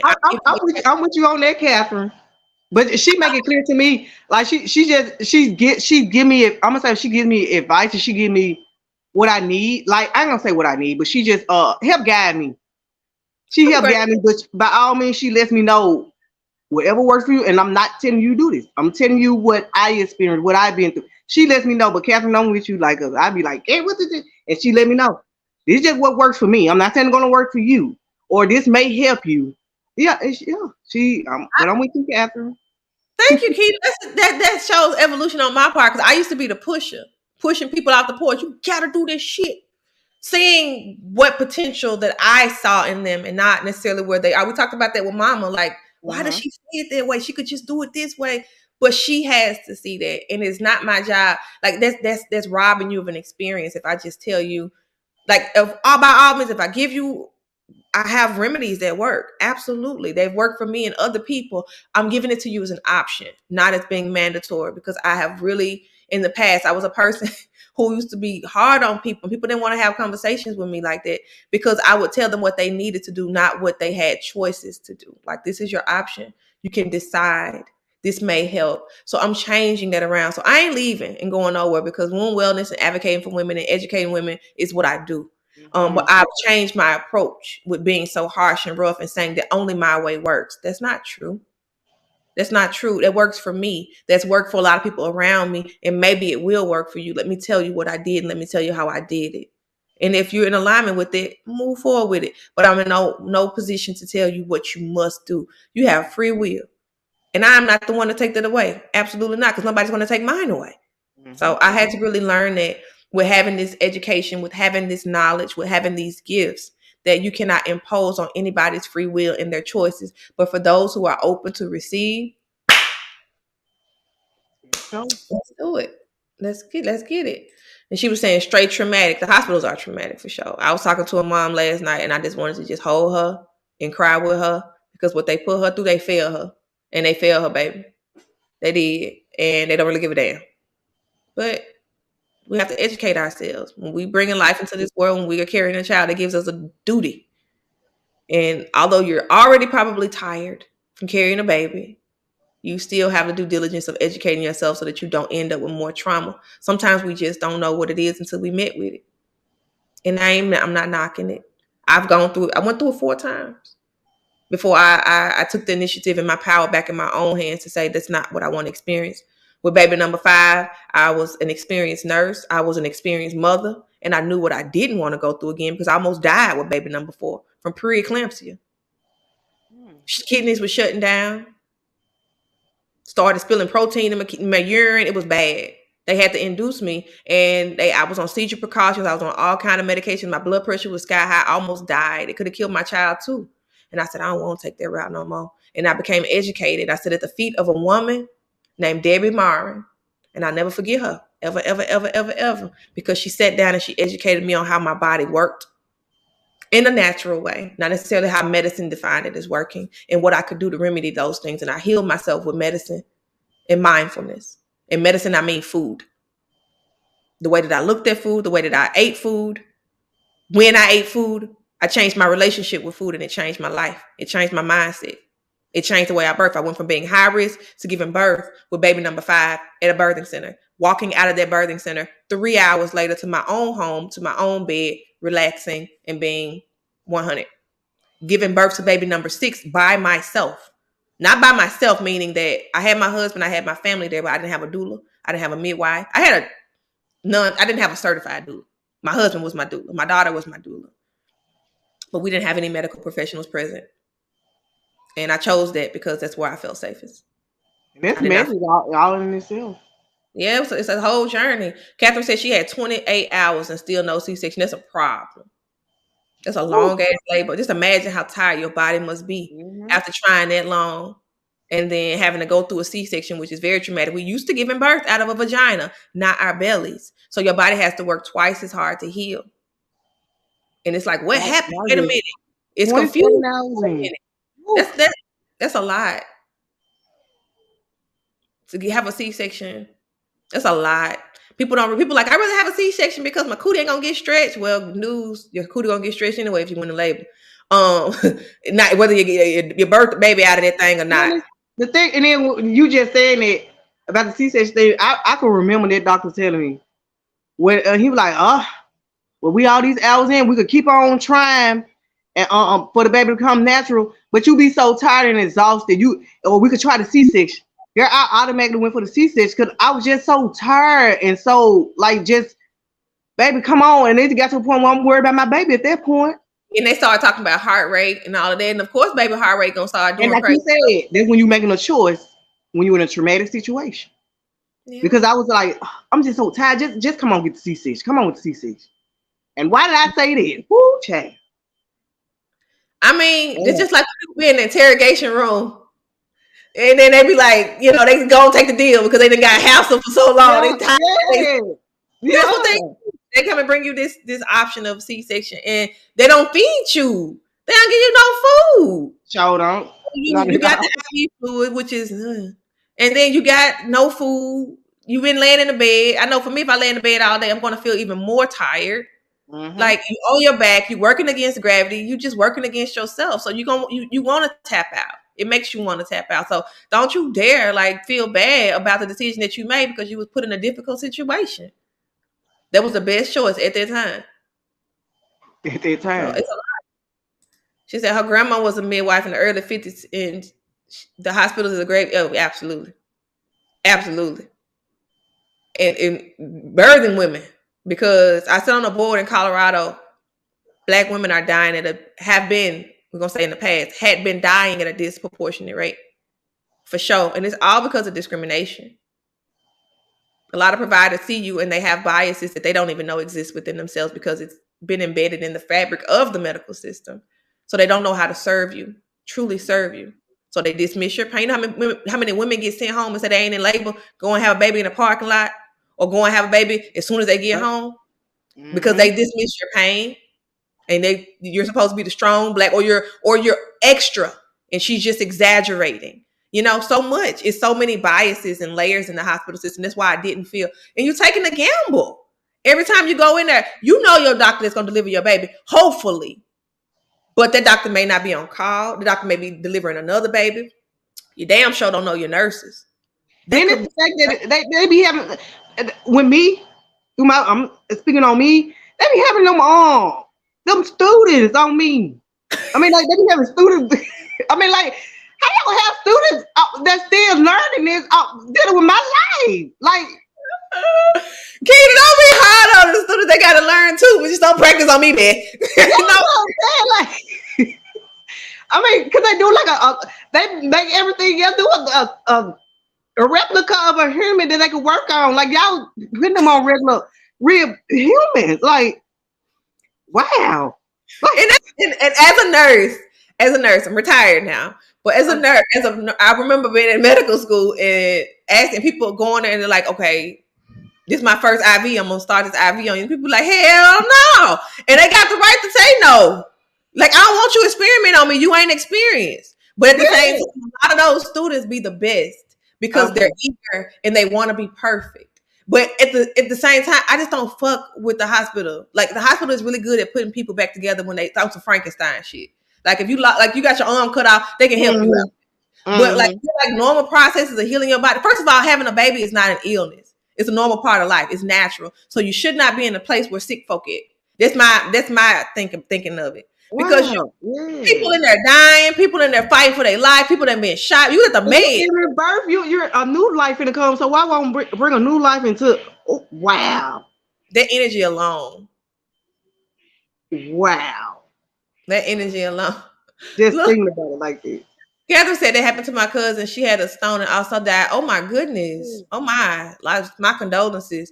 When we're in the hospitals, like seriously, I say, and I seen Mama Shafia Monroe on here talking about too. Anytime your loved ones go to the hospital, they need somebody to go and advocate for them who got some, I ain't gonna say got some sense, but got some working knowledge of what's going on so that they can help them make decisions. That makes a difference in how people care for you. Because if they got somebody who know what they talking about or who can say, hey, is this like, what is this? Like, not necessarily picking a fight with them, but making sure that that treatment plan is individualized to your loved one and not just some shit they put together based upon how they treated the last patient.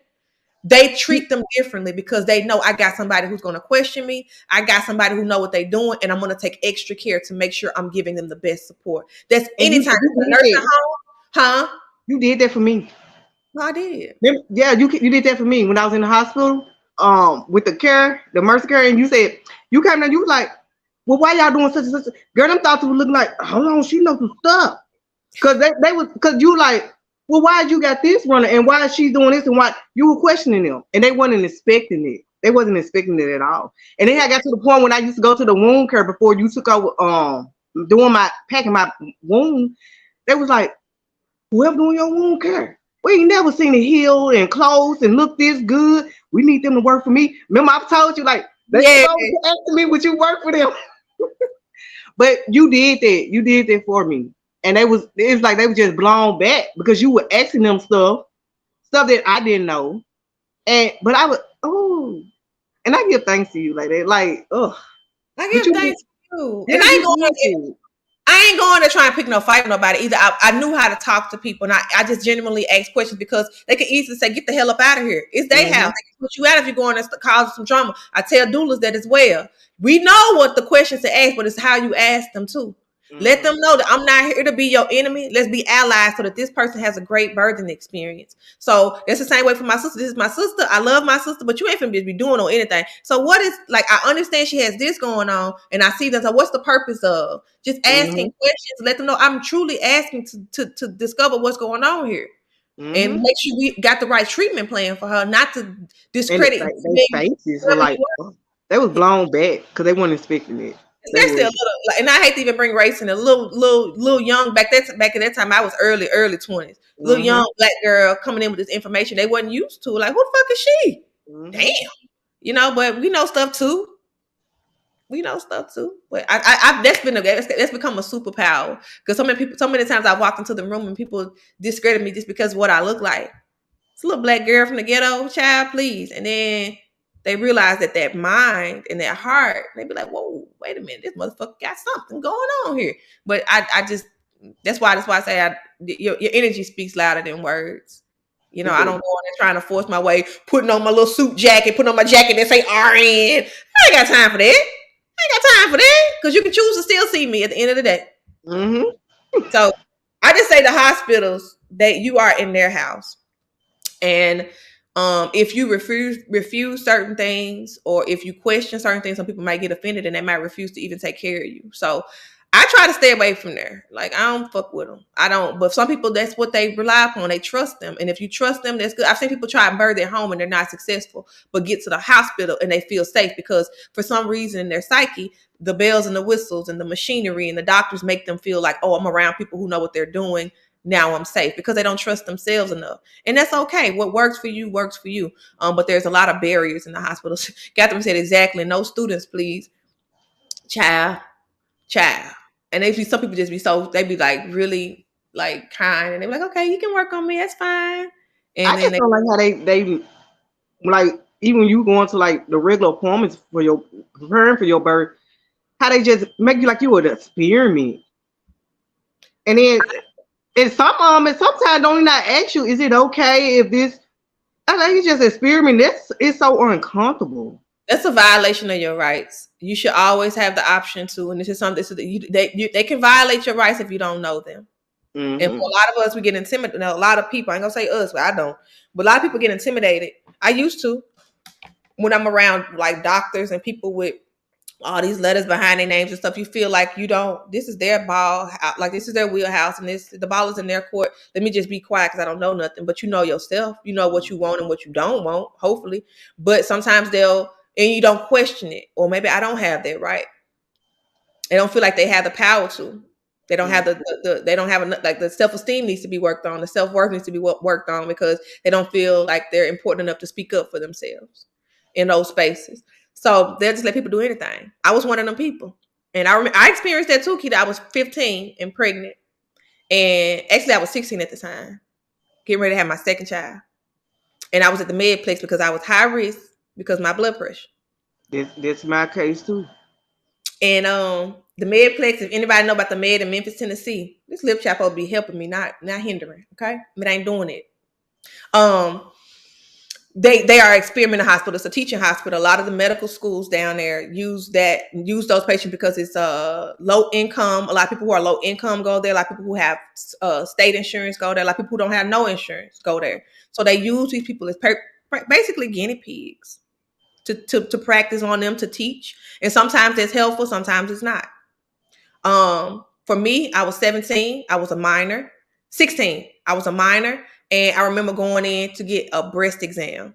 Why are you giving me a mammogram and a breast exam? And I'm 16. But it was to give the students the chance to have the opportunity to see that. Not necessarily something that I need. And I remember 4 or 5 medical students coming surrounding me on a table. Yep. And they were palpating my breast, feeling for lumps. The fuck? And they were like, I remember that. Just like I felt violated now looking back on it, but I felt like that was normal because in so many ways we've always been violated. Mm-hmm. So it felt like nothing out of the norm. And then I remember afterwards, one of the people saying in the hallway, "Did you ask her mom if y'all could do that?" And then there was whispers. Wow. So nobody asked me. Nobody, and I really, they shouldn't have even been asking me. They should have been, my mom should have been present. Mm-hmm. And they should have also asked our permission, even asking me if I was comfortable with that. Not necessarily getting me to sign off on it, but are you okay with these people doing this? And being the person that I am now, would absolutely say hell no for myself and for anybody I care for, because it was men and women, and they were just surrounding me on the table, and I was already scared, Mm-hmm. going through so much, and then here I am feeling like I'm a fucking science project or something is wrong with me because they had to bring in all these people to look at me. So she said they were scared of your knowledge. Child, ain't no sense in being scared of it. It's here. Accept it. I ain't gonna spar with you, but I'm not gonna sit down and be quiet and appear to just be a good patient or a good advocate and not speak up. I'm not doing anybody no due diligence. She said some doctors have Munchausen syndrome for sick people or make people sick. It's like they get a thrill out of thrill out of you coming to see them and don't listen to how you feel or what your illness is. Sometimes they don't even have the capacity to. And Sometimes, that's true. That's true. Like like with mama, like when she even go to the doctor's appointment, she be coming back and she be like, "I went for this, but then they checking this, and they didn't not check what I went for." I hear it Like, a lot now. that is how these, and I'm not gonna put on that, but a lot of people have been saying that lately. Like you said, you heard a lot. I've been hearing a lot of that. Like, they ain't not checking what I'm going for. They checking all this and that. Like, what? What do you, and there has been so many young Black women, and I say that from a personal perspective, from people on my timeline on Facebook to my professional practice where I actually work with clients. People have been diagnosed with breast cancer at an alarming rate, and it makes you question, like, you can show me this x-ray, but it hit me because I was talking to someone who was looking for some support and some resources. And I said, "So what are you doing right now?" She was getting ready to start chemo. And I said, "Well, how are you feeling? And what are you doing right now?" She said, "I feel fine. I don't know. Like, I don't feel sick. I don't notice anything different in my breast. I'm going to work every day." But they're getting ready to put her on chemo that's going to fucking put her out. But So then it makes that makes you wonder, like, is this diagnosis even true, or this is something you're just giving to me to? it's so many young black women. It's like so many. And I'm like, wow, young, young. And then they're all fine. And then they get chemo. And then everybody knows what chemo does, make your hair fall out. It literally kills every cell in your body in hopes to kill a cancer. So I'm be asking them, and I'll be telling them like I ain't trying to argue with their doctors and shit because some of the people really trust what they're being told, and I'm not. I ain't trying to rise up against that. I ain't Because trying of to that change white it. coat. I just want you to be informed. But I try to bring awareness just by asking, how do you feel? Do you feel like you sick? Because you about to be sick once you start on this chemo. Wow, girl. So I'm feeling you just diagnosed me some, and I don't feel no type of way. I still feel my old self, but soon I get on this chemo, You're gonna definitely not feel like you. that's when I'm feeling feel. Wow. It's gonna get real. And I ain't laughing because we saw what chemo did to our aunt. She Mm-hmm. survived. She's definitely in remission, been in remission for a couple, almost 20 years now. Mm-hmm. However, it messed up her heart. The radiation messed up her heart and she had to get a pacemaker, which is something she'll have for the rest of her life. Mm-hmm. So that's not a cure if you literally compromise your entire heart. Anyway, anyway, um, know thyself. We got to definitely do a spinoff with this Yes, we do. birthing experiences and these birthing traumas because they're real, man. And I've been listening just to it's like I get a minimum of 2 a cycle, and I say a cycle in the term of 7 days. The cycle for me, I don't say it's week because yeah, that's what I choose to say. That's what I say. Cycle. A minimum of 2 people reaching out with questions about birth and faulty fuckboy options that they've been given. Some mama had some baby aspirin. They gave her baby aspirin while she was pregnant. I'm like, that's to thin the blood. You gonna get ready to give childbirth. Why you want your blood thin? To decrease the risk of heart attack. Yeah. What? And it's just like in that second childbirth, wait a second with me, my son. Um, they say I had got the diabetes from pregnancy. They gave me the medicine for this. It wasn't bad enough, they say, for the injections. They said it wasn't bad enough for that. So they For gave the me the pills. They gave me the pills. When they first gave me the pills, I was feeling terrible. It was to the point where I couldn't not get up. It's like it was, and I found out it was dropping my blood sugar too low. Mhm. So they told me to take half of a pill. I started doing that, still was feeling terrible. I just fought through the pregnancy. But doing it, look at the effects that it had on my son. He was born. They were saying something wrong with his liver. He couldn't come home for a whole week. His eyes, his tear duct, the effect from those pills, tear ducts closed. So he had to go to a specialist for 2 months because he couldn't cry out of one eye. We had to massage under this just for his tears to get released. Wow. Like it's just the effects that they say it's so called supposed to help you, but the effects that um, It's at a cost, and anybody that knows, like they probably gave you metformin. That's one of the pills that they give for blood sugar being elevated. Glyphosate and all of those things work on the liver and have to be detoxed by the liver. So that was your baby trying to detox the chemicals from that pill, and all it needed was some diet changes and some herbs, wow. nettles, implementing some diet changes, meaning some fresh fruits and vegetables. But a lot of us don't even know what healthy eating is. I remember some guests came to my house from Memphis, and I made a salad, just that olive salad that I make. People make fun of that salad. It was so funny. Somebody says, "You ain't even cooking for real." I said, "Who said I was cooking? I just put my food up here, nigga. I mean, person." Um, but they was making fun. This ain't even no cooking for real. It was funny, y'all. People be triggered by the most funniest stuff. But anyway, I had made the salad, and they said they had never seen nothing like that before. I said, "You fucking kidding me? These are some fruit. I mean, these some fruit and vegetables cut together with some. Well, what a salad dressing?" I said, "I got olive oil and salt and pepper and a little bit of avocado to toss it in." I ain't eating that shit. It was like terrible to them because a lot of people are not even exposed to fresh fruits and vegetables. And all Yeah. they know is stuff that's processed.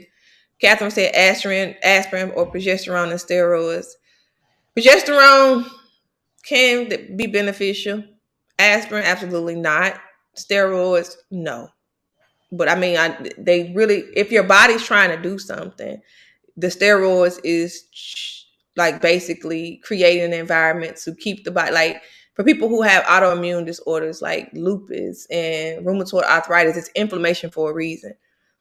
So they'll give steroids to kind of counteract the body's inflammatory response. Again, subsiding the symptoms, but not getting to the root cause of the issue. Arthritis is caused from dehydration. You need some more water. People go through all this stuff and all of this stuff. Yeah, girl, and it'd be simple. Simple. Well, yeah. And steroids ruin the body. They fuck up your veins. So if you somebody who had to go to the doctor and get blood drawn, you can't. And I know that because I used to work in the pre-op. I had so many jobs, y'all. I had so many jobs.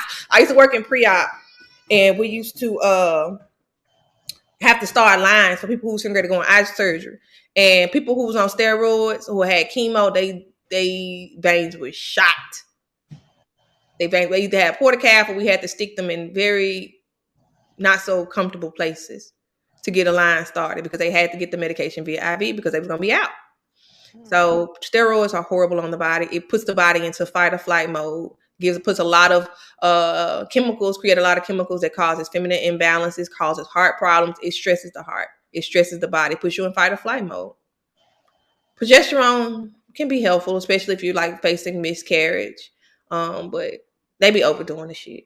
They be definitely overdoing the shit. I don't know what I said, Catherine, but I've been over here cutting up all show long. What I was talking about? I got sidetracked, but I think we're gonna spin this off with another topic about birth and traumas. Let's do that next Sunday because I feel like a lot of women have stories to tell and stuff to share, and I Yeah. think it's a topic that it unites us. And I love the unity. So I thank y'all so much. Anybody got any questions before I dip up out of this thing? I'm gonna make sure I got nothing else on my little list that I want to touch bases on. We'll talk about birth control. We'll talk about birth control with the next segment. The IUDs, the birth control I'm pill. looking forward. I'm excited. Oh, Catherine is too. It's a party, y'all. We're gonna meet back up. Come on, Catherine. Also, we'll be a little earlier because today I overslept. I've been working. I've been meeting this deadline. I'm still working on this huge project. We wrapping it up, but it's like crunch time, and we've been doing what we call table reads, meaning that we're reading out these scripts amongst each other because a lot of stuff we thought that made sense writing it down, it don't make sense when you say it out loud. And we was doing this until late last night, and I was like, girl, I got to go to bed, and I ended up sleeping late, and I felt good getting up. But yeah. We're gonna be earlier on next Sunday. We're gonna talk about birthing traumas. We're gonna share birthing stories, experiences. I can give some advice if it's asked, or somebody I can offer it absolutely. Because it's what I do. But I love y'all so much. God is key. Thank you. Thank you, Thank boo. you. Thank you, Thank you. boo. We be saying we're gonna be in this joint for 30 minutes and we're here for 2 hours. Oh, you asking what's up? What you asking? What's up? What's up? Oh, you said thank you, Bo. Did I miss your question? Catherine, let me know. Let me know. Because I'm here for the question, sis. Yes. But we'll definitely we usually post it at least we try to do about 30 minutes before the show start. So that we give y'all time to like, oh, they finna go live if we can. Today we gave you about 15. Uh, but you can always catch the replay. It's always on my walls. I was on the Facebook pages. I was on a YouTube channel. You can catch us if you don't catch us live. But and then if you have questions as well, feel free to reach out to me. I may not be able to get back to you like ASAP because I like to give people my undivided attention when we're conversing. So I want to make sure that I'm at a time where I'm present. But be patient with me. Be patient with me. I got a lot of messages in my inbox. I cleared them out over the last couple of days. But I can't always I do I wear a lot of hats, and I want to make sure that I'm pouring from a full cup, not just checking off the boxes, right? So Man, like I say, this is not something that I'd be like, oh, I gotta prepare myself for. I look forward to this, and yeah. it's not something that I'd be like, okay, let me prepare myself for this. I gotta go ahead and do this part. No, I love this because, like I said, it's a therapy for me. It's Me like too. I'm learning myself. I'm learning my body. Uh, like if I'm having a bad day, like these therapies, like when I said these therapies, good. It is Well, therapy. that what it feels like. Well, Therapy. after our sister talk, like if I was starting out with a bad day, like after the sister talk, man, all this stuff be out the window. I Like shame. it I be out the window. And shame. I feel it made me it feels so good. Like now it's just like I'm it's joy inside. I can't explain it. And I give thanks. I give thanks for this podcast. I give I thanks to give thanks. That it energizes me for sure. I look forward to these Sundays. I've even set aside time for Anthony. He come down the stairs next. He like a time. No, for real.